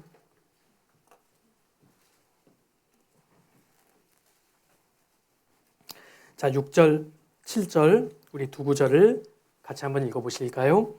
이로 말미암아 그때 세상은 물의 넘침으로 멸망하였으되 이제 하늘과 땅은 그 동일한 말씀으로 불사르기 위하여 간수하신 바 되어 경건치 아니한 사람들의 심판과 멸망의 날까지 보존하여 두신 것이니라. 예, 됐습니다. 우리는 그 첫 시간에 인류 역사 최초에 있었던 두 가지의 사건을 좀 같이 살펴보았습니다. 에덴 동산 사건과 노아 방주, 노아 홍수 사건이었습니다. 성경은 사실이고 하나님은 살아계십니다. 여러분, 그런데 노아 홍수 사건이 우리에게 주는 또 하나의 교훈이 있습니다. 마지막 심판에 대한 예고편이 됩니다. 여러분, 우리가 지금 살고 있는 이 세상은 천년 만년 계속되는 게 아닙니다. 반드시 하나님께서 마지막 심판한다고 말씀하셨는데 그 마지막 심판은 물이 아니라 불심판이 될 거라고 말씀하셨어요. 자, 찾았던 말씀 다시 한번 보시죠. 그때 세상은 노아 홍수 때를 말합니다. 노아 홍수 때 세상은 물의 넘침, 홍수로 멸망했잖아요. 이거 사실입니다. 그것처럼 지금 이제 하늘과 땅은 그 동일한 말씀으로 불사르기 위하여 간수하신 바 되어 경건치 아니한 사람들의 심판과 멸망의 날까지 보존하여 두신 것이라. 여러분, 우리가 지금 살고 있는 이 세상은 머지않아 하나님 불로 심판하십니다. 불사르기 위하여 하나님이 간수하셨다. 이렇게까지 말씀하시는 거예요. 가면 갈수록 이 세상은 죄로 가득 찰 것이고 하나님께서는 참고 참다가 개선의 여지가 없을 때 반드시 심판하실 겁니다. 그런데 하나님이 이 세상을 불로 심판하실 때 마지막 전쟁을 활용하실 거예요. 성경에는요, 마지막 전쟁에 대한 예언이 자세히 기록이 되어 있습니다. 그 마지막 전쟁은 핵전쟁이 될 겁니다. 여러분, 성경은 인류 역사의 마지막에 나타날 마지막 전쟁하는 나라와 전쟁하는 장소, 전쟁에 사용되는 무기, 참전하는 국가들, 전쟁의 목적, 그리고 전쟁의 전개 양상, 전쟁의 결과까지 그 시나리오를 자세히 말씀하셨어요. 놀라운 것은 이 마지막 때 이루어질 전쟁이 우리 시대에 준비되고 있다는 겁니다. 그래서 오늘 그 남은 시간에는 아직 이루어지지 않는 마지막 전쟁에 대해서 좀 말씀드릴게요. 그래서 이 내용을 잘 보면 야, 우리 시대에 정말 가깝구나. 이걸 우리가 알 수 있는 겁니다. 자, 에스겔 38장 1절에 마지막 전쟁에 대한 예언이 있는데요. 여러분, 에스겔 성경은 지금으로부터 2600년 전의 기록입니다. 2600년 전에 하나님 말씀하십니다. 여호와의 말씀이 내게 임하여 가라사대, 에스겔에게 말씀하시는 겁니다. 인자야, 너는 마곡 땅에 있는 곧 로스와 메섹과 두발 왕에게로 얼굴을 향하고 그를 쳐서 예언하여. 마지막 전쟁을 시작하는 나라가 여기에 나옵니다. 자, 2600년 전의 기록이라고 했죠. 마곡 땅에 있는 곡이라고 말씀하셨어요. 여러분, 예로부터 러시아 땅을 마곡 땅이라고 불렀습니다. 우크라이나, 러시아 등지를 지금도 마곡이라고 부르는 사람들이 있습니다. 마곡. 마곡 땅에 있는 곡은 고유명사가 아닙니다. 왕을 지칭하는 거예요. 누구의 왕이냐? 로스와 메섹과 두발 왕이 곡인 겁니다. 여러분, 로스는 러시아의 어원입니다. 여러분, 종족의 이름에다가 A를 붙이면 나라 이름이 됩니다. 차이나 하면은 진의 나라란 뜻이거든요. 코리아 하면 고려인들의 나라란 뜻입니다. 아메리카라고 하면 나라 이름이잖아요.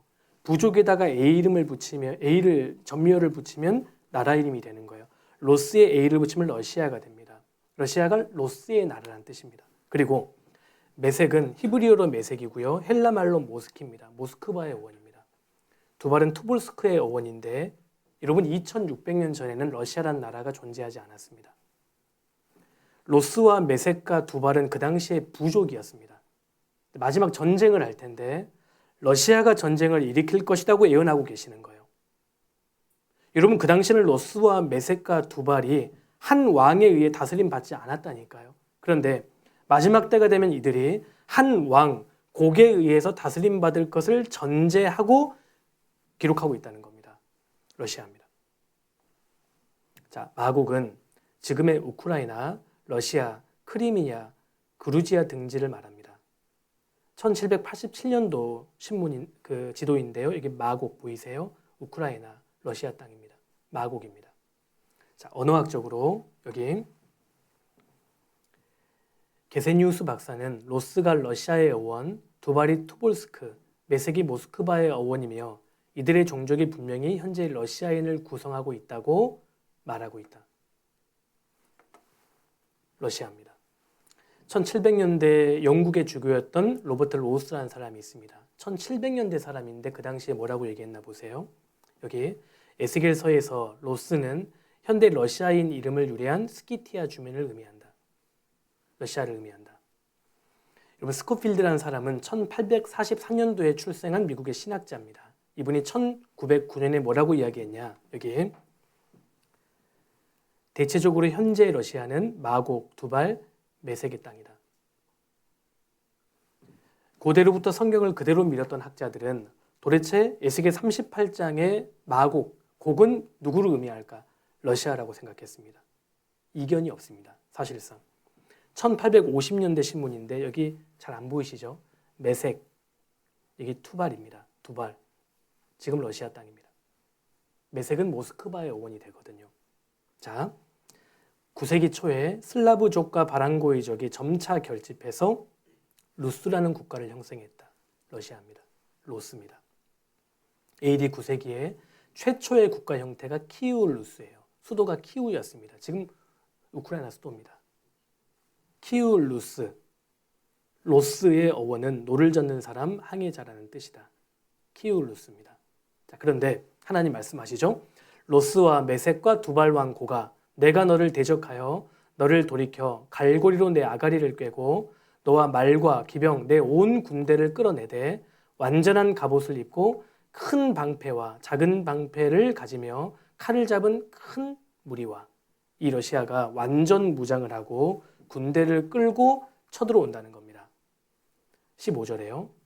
내가 내 고토 극한 북방에서 많은 백성 곧 다 말을 탄 큰 떼와 능한 군대와 함께 오되 러시아가 마지막 전쟁을 시작합니다. 러시아 땅을 가리켜서 극한 북방이라고 말씀하셨죠. 실제로 러시아 땅은 극한 북방입니다. 만약에 지금 러시아가 마지막 전쟁을 일으킨다면 곡은 푸틴 대통령입니다. 러시아의 왕이니까요. 5번째 취임식을 했습니다. 푸틴 대통령입니다. 지금 러시아의 곡입니다. 몇 년 전에 러시아가 우크라이나를 공격했습니다. 실제로 전쟁을 계속 끌고 있습니다. 왜? 끌면 끌수록 러시아에게 유리하기 때문입니다. 완전한 갑옷을 입고 전쟁할 것이다. 러시아의 그 다음 목표가 누가 될까? 아마 이스라엘이 될 겁니다. 성경은 그것을 예언하고 있습니다. 더구나 세계에서 가장 많은 핵무기를 보유하고 있는 나라는 러시아입니다. 미국보다 더 많아요. 여러분 마지막 전쟁은 핵전쟁이 될 겁니다. 성경 그걸 예언하고 있습니다. 자, 2022년 신문인데 러시아 푸틴 대통령이 국가 존립에 위협이 있을 때 핵무기 사용할 것이다 라고 이야기했습니다. 자, 그러면 러시아가 누구를 공격할 것이냐? 공격 대상이 누구냐? 이스라엘이다. 왜 공격하는 거냐? 그 목적까지 나와 있습니다. 자, 8절에 보시면 여러 날 후 곧 말년에 마지막 때입니다. 내가 명령을 받고 그 땅 곧 오래 황무하였던 이스라엘 산에 이르리니 이스라엘을 치러 가는 겁니다. 그 땅 백성은 칼을 벗어나서 열국에서부터 모여 들어오며 이방에서부터 나와서 다 평안히 거하는 중이라. 오래 황무하였던 이스라엘 땅에 이를 것이다. 실제로 이스라엘 땅은 2000년 동안 황무지였습니다. 제가 내일 자세히 말씀드릴 거예요. 그리고 그 땅 백성 유대인들은 칼을 벗어나서 열국에서부터 모여 들어오며 이방에서부터 다 평안히 거하는 중이라. 지금 시대 아닙니까?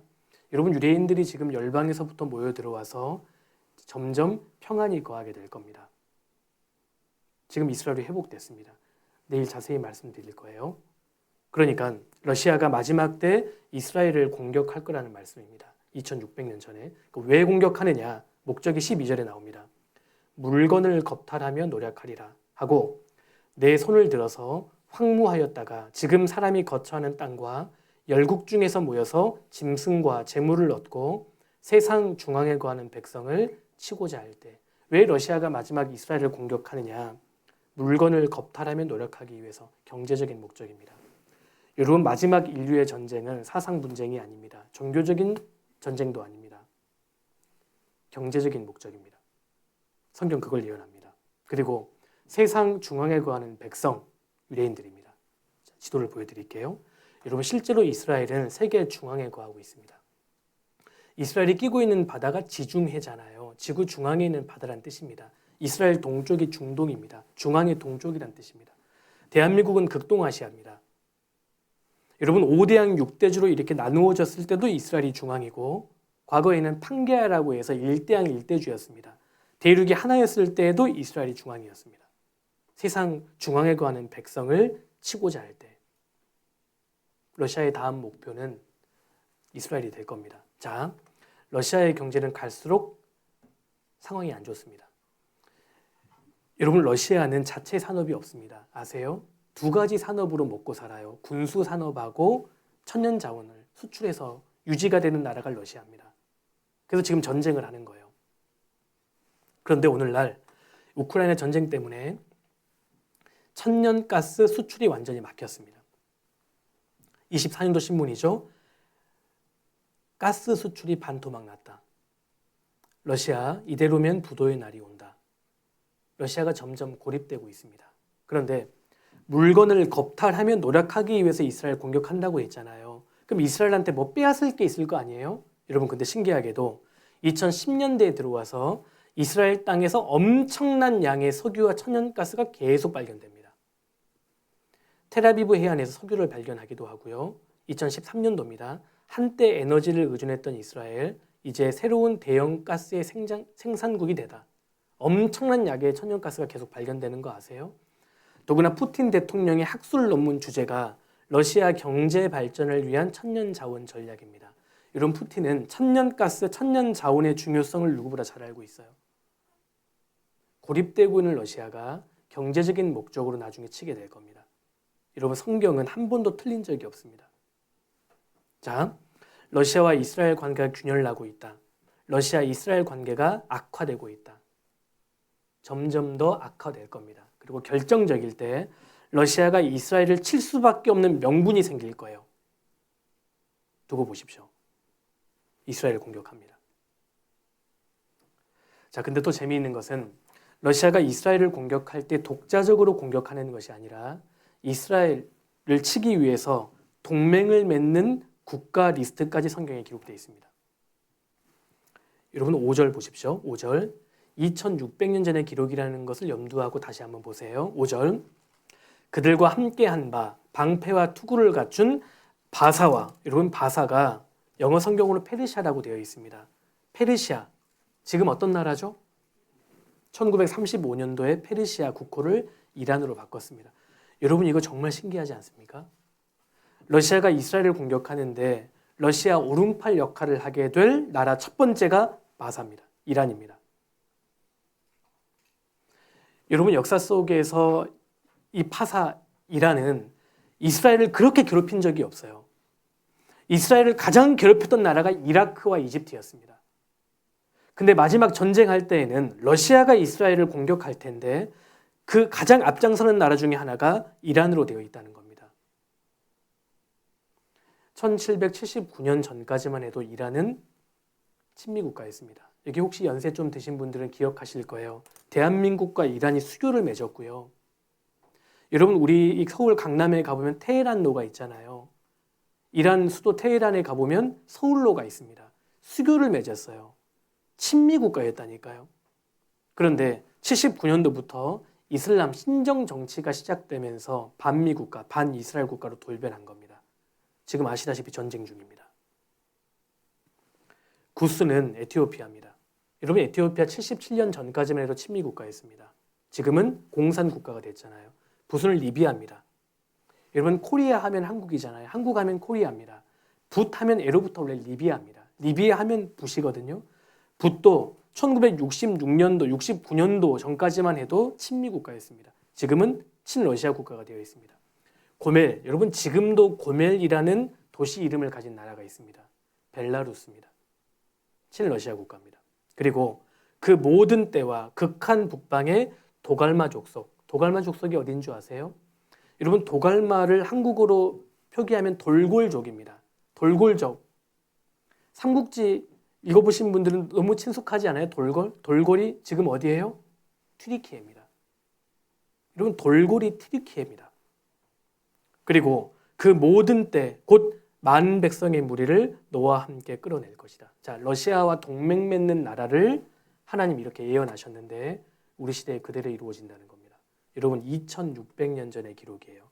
영어 성경으로 보면 바사, 페르시아, 이란입니다. 구스, 에티오피아, 붓, 리비아입니다. 자, 페르시아 35년도에 국가명을 이란으로 변경했고 그때부터 친러시아 노선을 지향하고 있다. 지금까지 이루고 있습니다. 구스는 에티오피아인데 여러분 그거 아시죠? 6.25 한국전쟁 중에 우리나라 도와주었던 반군 국가였어요. 가장 많은 병력을 차출해줬던 아프리카 나라가 에티오피아입니다. 77년부터 친러시아 영향권에 들어갑니다. 여러분 우리나라 도와주기 위해 참전했던 그 당시 그 에티오피아 군인들이요. 지금 거의 그 내란 세력으로 지금 공격받는 거 아세요? 체제가 완전히 바뀌었거든요. 한때는 친미 국가였다는 겁니다. 그리고 붓은 리비아, 마찬가지로 친미 국가였지만 69년부터 반미 국가가 됩니다. 이것도 참 신기해요. 20세기 말에 들어와서 성경이 그대로 이루어지는 겁니다. 여러분 이란, 페르시아, 바사입니다. 친미 국가였는데 반미 국가로 돌변했고 지금 미국과 이란은 외교 단절되어 있죠. 자 보십시오. 이란과 이스라엘 전쟁이 날 때 관련 있는 국가들인데 이란 배후에 러시아가 있습니다. 머지않아 러시아가 이스라엘을 공격하게 될 것이고 이란이 바로 참전합니다. 이걸 보면 지금 미국이 벌이고 있는 이란과의 전쟁은 미국 뜻대로 되지 않을 겁니다. 여러분 지금 트럼프 대통령이 레임 체인지 정권 자체를 바꿔버리려고 하잖아요. 이번 전쟁은 미국 뜻대로 되지 않습니다. 왜요? 마지막에 러시아가 이스라엘 공격할 때 이란이 껴있기 때문입니다. 베네수엘라처럼 되지 않을 거예요. 아마 이 전쟁은 장기화되든지 아니면 미국의 뜻대로 이란의 정권이 바뀌지 않을 겁니다. 성경을 보면 대충 사람들이 압니다. 앞으로 이렇게 되겠구나. 자, 보십시오. 러시아와 이란은 지난 2500년 동안 한 번도 군사동맹을 맺은 적이 없는 거예요. 여러분 혹시 여기에 세계사 전공하신 분 계세요? 러시아와 페르시아가 동맹을 맺은 적이 있습니까? 이건 불가능한 일입니다. 여러분 러시아는 기독교 국가였고요. 페르시아는 이슬람 국가입니다. 어떻게 이 둘이 군사동맹을 맺습니까? 성경은 근데 그걸 예언하고 있는 거예요. 페르시아와 러시아가 동맹을 맺고 이스라엘을 공격한대요. 그러니까 이해가 안 됐던 겁니다. 우리 시대에 이해가 되잖아요. 이란입니다. 러시아와 페르시아가 동맹을 맺었다. 지금 이 사람 이란 전 대통령 돌아가셨죠? 이란과 러시아. 자, 작년 신문입니다. 러시아, 이스라엘의 이란 공습에 용납 못한다. 이란 편을 듭니다. 며칠 전의 신문입니다. 푸틴, 미국, 이란의 이유 없는 공격. 이란 편을 듭니다. 이란 배후에 러시아가 있습니다. 이건 공공연한 사실이잖아요. 자, 이란의 핵전쟁 선언, 이스라엘의 공격 목표입니다. 여러분, 이란은 굉장히 군사 강국이에요. 이란의 미사일 사정권에 이스라엘이 포함되어 있습니다.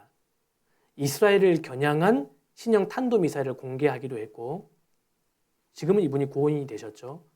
이란의 최고 종교 지도자 아야톨라 알리 카메네이입니다. 이 사람이 무슨 얘기를 했느냐. 우리는 팔레스타인을 해방시킬 것이다. 이스라엘이라는 암을 제거함으로써. 이란 사람들은 실제로 이스라엘을 암으로 봐요. 모든 유대인들을 죽여라. 이스라엘을 절멸시켜라. 여러분 이란 이 군화 밑창에 이스라엘 국기가 그려져 있는 거 아세요? 이스라엘을 없애는 것이 이란의 국가 목표예요. 이게 이해가 되십니까? 여러분 이란의 국가 정책이 뭐냐면 이스라엘을 없애버리는 거예요. 원래 이란이 이러지 않았다니까요. 79년부터 바뀌어버린 겁니다. 자, 모든 미사일 밑에는 이스라엘에게 죽음을, 미국에게 죽음을 새겨져 있습니다. 이스라엘 유대인들을 사탄으로 봅니다. 미국인들을 큰 사탄으로 보거든요. 반미 국가가 되어 있습니다. 이슬람 공화국입니다. 성경 그걸 예언하고 있습니다. 그리고 여러분 구스는 에티오피아의 옛 이름인데 77년도부터 에티오피아가 친공산화로 급선회 합니다. 그전에는 반공 국가였습니다. 친미, 친이스라엘 국가였어요. 근데 성경에는 마지막 때 에티오피아가 이스라엘을 공격할 거래요. 77년도가 되니까 이해가 되기 시작하는 겁니다. 그리고 붓은 리비아입니다. 자, 리비아 유사시에 소련에게 기지를 제공하겠다. 86년도 신문인데 지금도 마찬가지입니다. 리비아에 공군, 해군 기지를 러시아가 만들었습니다. 리비아와 러시아 상호 협력 증진한다. 여러분 그리고 고멜은요. 벨라루스 남부 대도시 이름이기도 합니다. 이게 고멜이 있습니다. 벨라루스 남부의 대도시 이름인데 고멜입니다. 벨라루스, 하얀 루스, 백러시아란 뜻인데 자, 러시아와 우크라이나 대표단이 벨라루스 고멜에서 회담을 갖기도 했고요. 푸틴이 나토 코앞에 있는 벨라루스에 핵무기를 배치하기도 했습니다. 군사적으로 밀착합니다. 23년도 신문입니다. 고멜입니다. 벨라루스입니다. 그리고 신기한 것이 이 도갈마 족속입니다. 말 그대로 튀르키예, 아제르바이잔 다 튀르키예 족속들이거든요. 돌궐입니다. 그런데 여러분 터키 아시죠? 우리나라를 도와줬던 나라입니다. 한국전쟁 때 친미 국가였거든요. 근데 최근에 보십시오. 러시아와 이란과 가깝게 되면서 지금 이스라엘을 적대하고 있는데 1850년대 신문인데요. 여기 도갈마 보이시죠? 지금 튀르키예입니다. 터키입니다. 돌궐족입니다. 터키, 러시아 경제 패권 강화 위해서 밀월 관계에 들어섰다. 2016년도 신문인데 함부로 애틋하게 너무 아름답죠? 푸틴 러시아 대통령, 에르도안 튀르키예 대통령입니다. 이슬람 극단주의자입니다. 이때부터 튀르키예가 바뀌기 시작합니다. 보십시오. 미국과 터키 이젠 적으로 돌아서나. 여러분 에르도안 대통령은 유엔 총회에 참여해서 이스라엘 지도를 보이면서 이스라엘은 암이다. 지도에서 완전히 사라져야 한다는 발언을 계속 일삼고 있습니다. 완전히 반이스라엘 국가예요. 터키가 이렇게 바뀌었습니다. 아십니까? 여기 에르도안은 튀르키예는 이란 지지하겠다. 며칠 전에 하메네이가 사망했잖아요. 튀르키예 대통령은 형제 나라 이란의 애도를 표한다. 여러분 완전히 반미 국가로 되고 있습니다. 반이스라엘 국가가 되고 있는 거예요. 튀르키예, 이스라엘과 교역 전면 중단한 상태입니다. 알고 계세요? 터키가 이렇게 바뀔지 어떻게 알았습니까? 여러분 성경 말씀대로 그대로 성취되고 있는 겁니다. 반미로 뭉친 러시아, 이란, 튀르키예, 곡, 바사, 도갈마 족속입니다. 자 보세요. 터키가 이스라엘 비난합니다. 이란이 이스라엘 비난하죠. 러시아가 이스라엘 비난합니다. 에스겔 38장을 보는 것과 같지 않으십니까? 여러분 제가 에스겔 38장을 기준으로 세계 지도에다가 색칠을 해본 겁니다. 색칠을 해보니까 이스라엘을 중앙에 두고 러시아, 튀르키예, 바사, 이란입니다. 구스 에티오피아, 붓 리비아가 동서남북을 에워싸고 공격할 것을 알 수 있습니다. 사방에 완전히 에워싸이는 겁니다. 자, 그런데 더 재미있는 것은 러시아가 이란을 대동해서 이스라엘을 공격할 때 이 러시아 세력을 비난할 국가들까지 성경에 기록되어 있습니다. 그러니까 이스라엘 편에 서서 러시아를 비난하는 나라들 리스트까지 나옵니다. 여러분 2600년 전의 기록인데 보십시오. 13절에 스바와 드단과 다시스의 상고와 그 부자들이 내게 이르기를 내가 탈취하러 왔느냐? 내가 내 무리를 모아 노략하고자 하느냐? 은과 금을 빼앗으며 짐승과 재물을 취하며 물건을 크게 약탈하여 가고자 하느냐? 하리라 하셨다 하라. 여러분 저는 개인적으로 이 말씀을 읽으면서 진짜 소름이 끼쳤습니다. 우리 시대의 국제 정세를 그대로 말하고 있거든요. 사실은.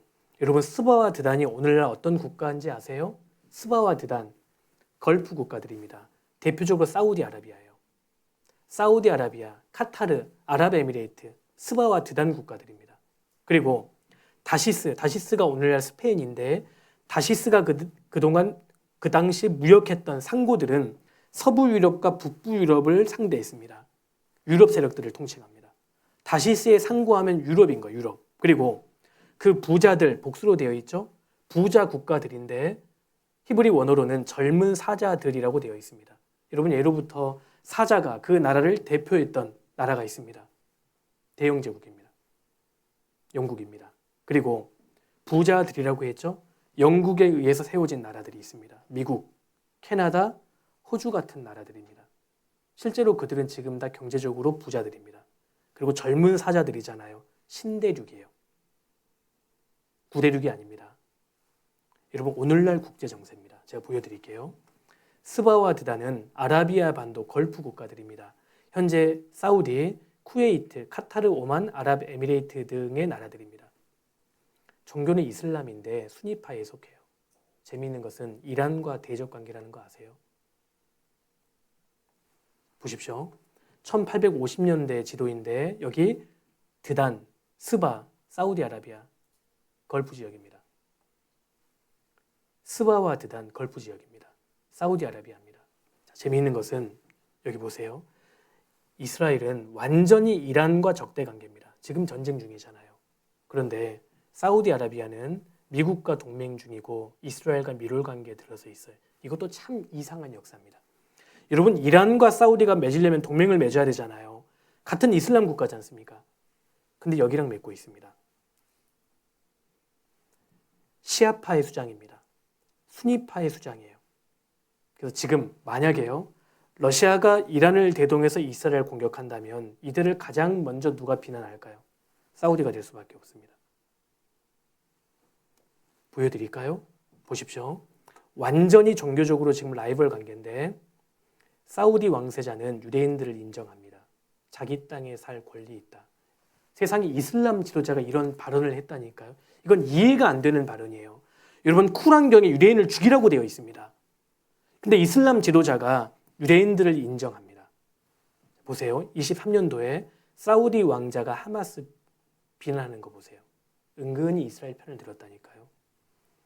올해 3월 1일 신문입니다. 미국, 이란 공격 반대했던 사우디, 물밑에서는 공격하라고 촉구했던 거 아십니까? 여러분, 사우디가 이란 공격하라고 얘기했어요. 빨리 공격해라. 스바와 드단입니다. 자, 이스라엘과 사우디, 아랍에미레이트, 바레인이 동맹을 맺는다. 이란에 대해서. 걸프 국가들입니다. 이걸 트럼프 1기 행정부에서 추진을 했었습니다. 근데 연임이 안 됐잖아요. 보십시오. 이스라엘 외무장관이 걸프 아랍 국가들과 불가침 조약을 추진하겠다. 이란 대 이스라엘 사우디 연합의 대결이 시작됐다. 자, 트럼프 대통령 작년 신문입니다. 사우디가 이스라엘과 국교 정상화할 것으로 믿는다. 네타냐후 총리가 말합니다. 트럼프와 아브라함 협정 추진을 기대하겠다. 이게 걸프 국가들과 이스라엘 간의 불가침 조약을 추진하는 겁니다. 이거 아마 맺어질 거예요. 여러분, 이거 맺어지면 이란과 러시아가 이스라엘 공격할 때 누가 가장 먼저 비난할까요? 걸프 국가가 될 수밖에 없는 겁니다. 자, 보세요. 그래서 3월 3일 신문입니다. 이스라엘을 못 뚫으니까 이웃나라 때렸잖아요, 이란이. 그거 아시죠? 미국과 이스라엘이 공격했는데요. 이란이 이웃나라 때렸는데 어떤 나라들이냐 보십시오.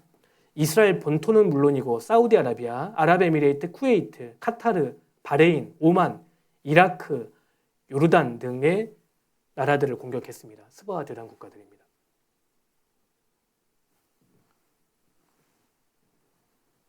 이란이 이스라엘도 공격했지만 주변에 있는 스바와 드단 국가들을 공격했어요. 걸프 국가들입니다. 자, 그리고 다시스의 상고인데 현재 서유럽, 북유럽 국가들, 유럽 세력들을 통칭하고 그 부자들, 젊은 사자들은 대영 제국이 개척한 젊은 사자들, 미국, 캐나다, 호주 등지를 의미합니다. 보세요. 다시스는 오늘날 스페인인데 다시스의 상고는 서부 유럽과 북부 유럽을 교역했는데요. 미국의 잭 바님피 목사님은 다시스는 유럽 연합을 의미한다. 이 말이 맞을 거예요. 지금 이유입니다. 다시스의 상고들입니다. 그리고 그 젊은 사자들, 부자들이라고 했죠. 대영 제국입니다. 여러분, 영국을 상징하는 동물이 사자입니다. 근데 사자들이라고 했잖아요. 이 그림 보세요. 대영 제국 뒤를 따르는 젊은 사자들입니다. 캐나다, 인도, 호주, 미국입니다. 진짜 사자들이에요. 영국이 개척했던 신대륙들입니다. 그러니까 자, 38장을 제가 다시 한번 세계지도에 색칠해 보겠습니다. 이스라엘을 가운데 두고 곡, 러시아, 바사, 이란, 구스 에티오피아, 붓 리비아, 고멜 벨라루스, 도갈마, 튀르키예, 아제르바이잔 이들이 이스라엘을 공격하는데요. 이 세력들을 비난하는 이스라엘 편에 서게 될 나라들입니다. 스바와 드단, 사우디아라비아, 걸프 국가들이고 다시스의 상고, 유럽, 그리고 젊은 사자들, 대영 제국이 개척한 미국, 호주, 캐나다 같은 나라입니다. 에스겔 38장을 기준으로 제가 색칠해 본 겁니다. 다음 보여드리는 이미지는 제가 색칠한 게 아니에요. 인터넷에 있는 자료입니다. 2018년도 기준으로 빨간색이 러시아와 동맹 중인 나라들, 파란색이 미국과 동맹 중인 나라들을 색칠한 겁니다. 이런 비교해 보십시오. 아무도 안 놀라시는 것 같은데요. 정확하게 일치하지 않습니까? 2600년 전의 기록입니다. 여러분 2600년이면은 구약 성경입니다. 예수님이 이 땅에 오시기 전에 기록된 거예요. 우리 시대에 그대로 이루어지고 있는 겁니다. 그런 의미에서 지금 중동에서 벌어지고 있는 이 전쟁은 마지막 전쟁의 예고편이 될 가능성이 굉장히 많습니다. 여러분 마지막에 중동이 정말 시끄럽고 혼란스러울 때 한 사람이 등장할 거예요. 중동의 평화를 가져올 겁니다. 그가 바로 성경의 적그리스도라고 되어 있습니다. 그런 의미에서 우리가 지금 살고 있는 이 시대는 적그리스도가 등장하기 거의 직전에 위치한다라고 봐도 무방합니다. 하필이면 이란과 이스라엘이 전쟁하고 있어요. 그리고 이란은 걸프 국가들도 함께 공격합니다. 스바와 드단 국가들입니다. 그리고 이 전쟁은 마지막 핵전쟁이 될 겁니다. 자, 보여드릴게요. 스바냐 1장 2절에 보면 이 성경은 지금으로부터 2450년 전에 기록된 구약 성경인데 마지막 전쟁에 대한 모습을 묘사하고 있는 겁니다. 여호와께서 가라사대 내가 지면에서 모든 것을 진멸하리라. 내가 사람과 짐승을 진멸하고 공중의 새와 바다의 고기와 거치게 하는 것과 악인들을 아울러 진멸할 것이라. 내가 사람을 지면에서 멸절하리라. 나 여호와의 말이니라. 마지막 전쟁은 누가 이기고 지는 전쟁이 아닙니다. 완전히 멸절하는 전쟁입니다. 여러분 노아 홍수 때는 바다의 고기는 안 죽었잖아요. 바다의 고기까지 진멸할 것이라. 스가랴 14장 역시 마지막 전쟁에 대한 말씀인데 예루살렘을 친 모든 백성에게 여호와께서 내리실 재앙이 이러하니 곧 섰을 때 그 살이 썩으며 그 눈이 구멍 속에서 썩으며 그 혀가 입 속에서 썩을 것이요. 여러분 이 당시 전쟁할 때 사람이 죽을 때 어떻게 죽어요? 누워서 죽잖아요. 그리고 사람이 누워서 시간이 지나면 썩게 됩니다. 근데 마지막 전쟁 때에는 이 말씀에서 포인트는 섰을 때입니다. 섰을 때 살이 썩고 눈이 썩고 혀가 입속에서 썩을 것이다. 핵이 터질 때 정확하게 이렇게 됩니다. 여러분 핵이 한번 딱 터지면 무서운 것이 먼저 열기이고요. 열폭풍입니다. 열폭풍이 한번 탁 휩쓸고 지나가면 열은 수분에 가장 먼저 반응을 하잖아요. 사람 인체 중에서 수분이 겉으로 드러나 있는 부위가 첫 번째 어디죠? 눈입니다. 그래서 먼저 눈이 썩고 혀가 썩는 겁니다. 섰을 때 살이 다 썩어버리는 거예요. 녹아버립니다. 마지막에는 핵전쟁이 될 겁니다. 여러분 성경을 알면 우리 시대가 어디만큼 와 있는지도 알 수 있고 하나님이 지금 우리에게 구원받을 기회를 주시는 겁니다. 자, 여기 보세요. 마태복음 24장 37절에 예수님께서 재미있는 말씀을 하셨습니다. 노아의 때와 같이 인자의 임함도 그러하리라. 노아 때의 사회상이 마지막 주님이 재림하실 때 마지막 때 사람들의 사회상과 진짜 동일할 것이라 그 뜻입니다. 홍수 전에 노아가 방주에 들어가던 날까지 사람들이 먹고 마시고 장가들고 시집가고 있으면서 홍수가 나서 저희를 다 멸하기까지 깨닫지 못하였으니 인자의 임함도 이와 같으리라. 노아가 방주에 들어가던 날까지 사람들의 온통 관심은 먹고 마시고 장가들고 시집가고 이것밖에 없었다. 멸망할 때까지 그들은 깨닫지 못했다. 인자의 임함도 이와 같을 것이다. 마지막 때 주님 재림하실 때 사람들의 사회상도 이와 똑같을 것이다. 근데 재미있는 말씀 아니에요? 여러분 사람들이 간음죄 짓다가 살인죄 짓다가 그들이 망했다. 예수님 그렇게 말씀하지 않으셨어요. 먹고 마시고 시집가고 장가가고 있다가 망했다. 여러분, 성경이 말하는 근본적인 죄가 뭔지 아십니까? 살인죄가 아닙니다. 간음죄가 아니에요. 성경이 말하는 근본적인 죄는 하나님께 대한 무관심입니다. 하나님과 무관한 삶을 하나님은 죄로 보시는 겁니다. 여러분, 예를 들어서요. 아내가 집을 나갔습니다. 집에 들어오질 않아요. 남편이 어렵게 아내를 찾았습니다. 어디 갔다 왔어 당신? 아내가 이렇게 말해요. 남이 집에 들어오든 말든 당신이 무슨 상관이야. 여러분, 그거 진짜 악한 말이잖아요. 부부 사이의 관계를 끊겠다는 말입니다. 아들이 집을 나갔습니다. 며칠 동안 돌아오질 않아요.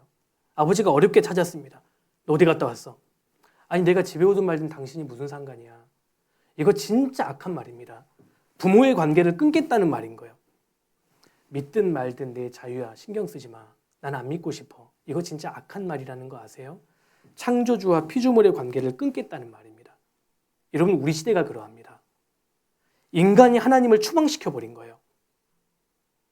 내가 만들지도 않았고 그런 걸 쓰고 누리면서도 감사할 줄도 모르고 하나님에 대해서 관심을 갖지 않은 시대.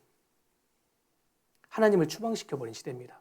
현대인들을 보세요. 온통 관심은 먹고 마시고 장가가고 시집가고 어떻게 하면 잘 먹고 잘 살아볼까, 여기밖에 관심이 없습니다.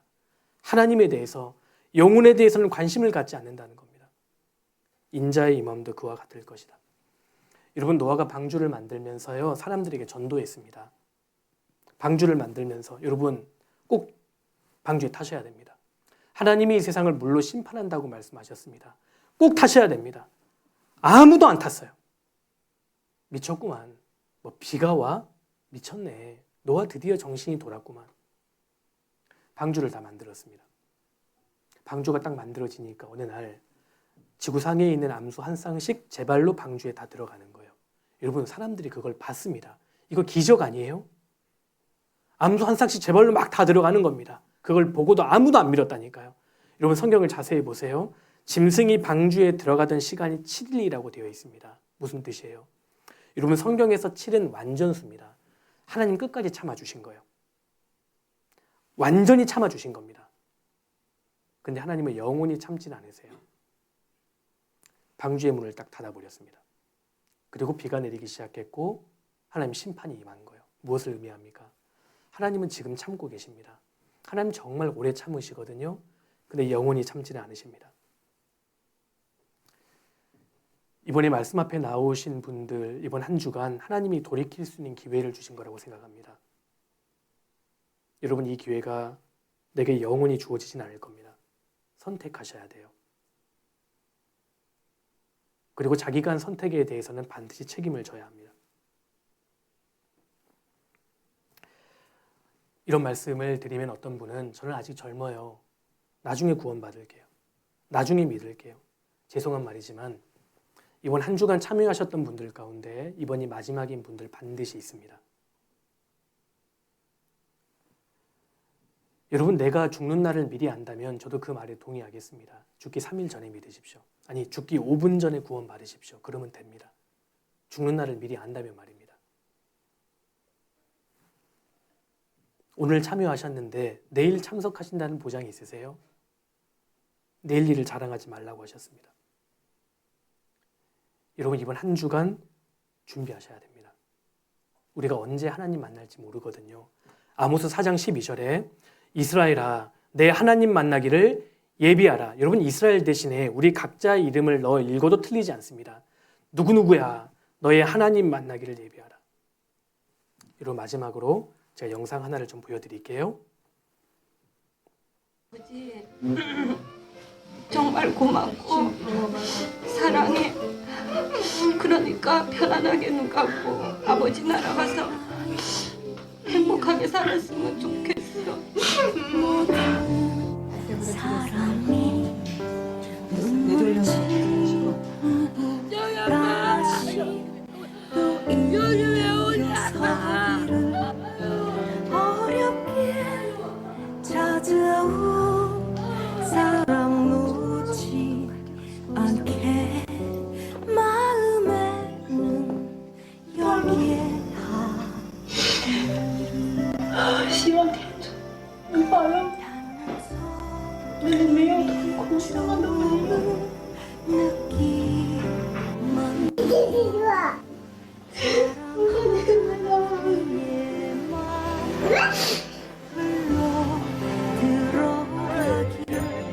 간직한 사랑이 아픔이기보다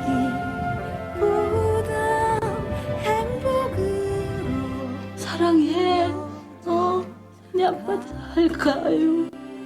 아이고, 이 발로 그렇게 일을 많이 하고.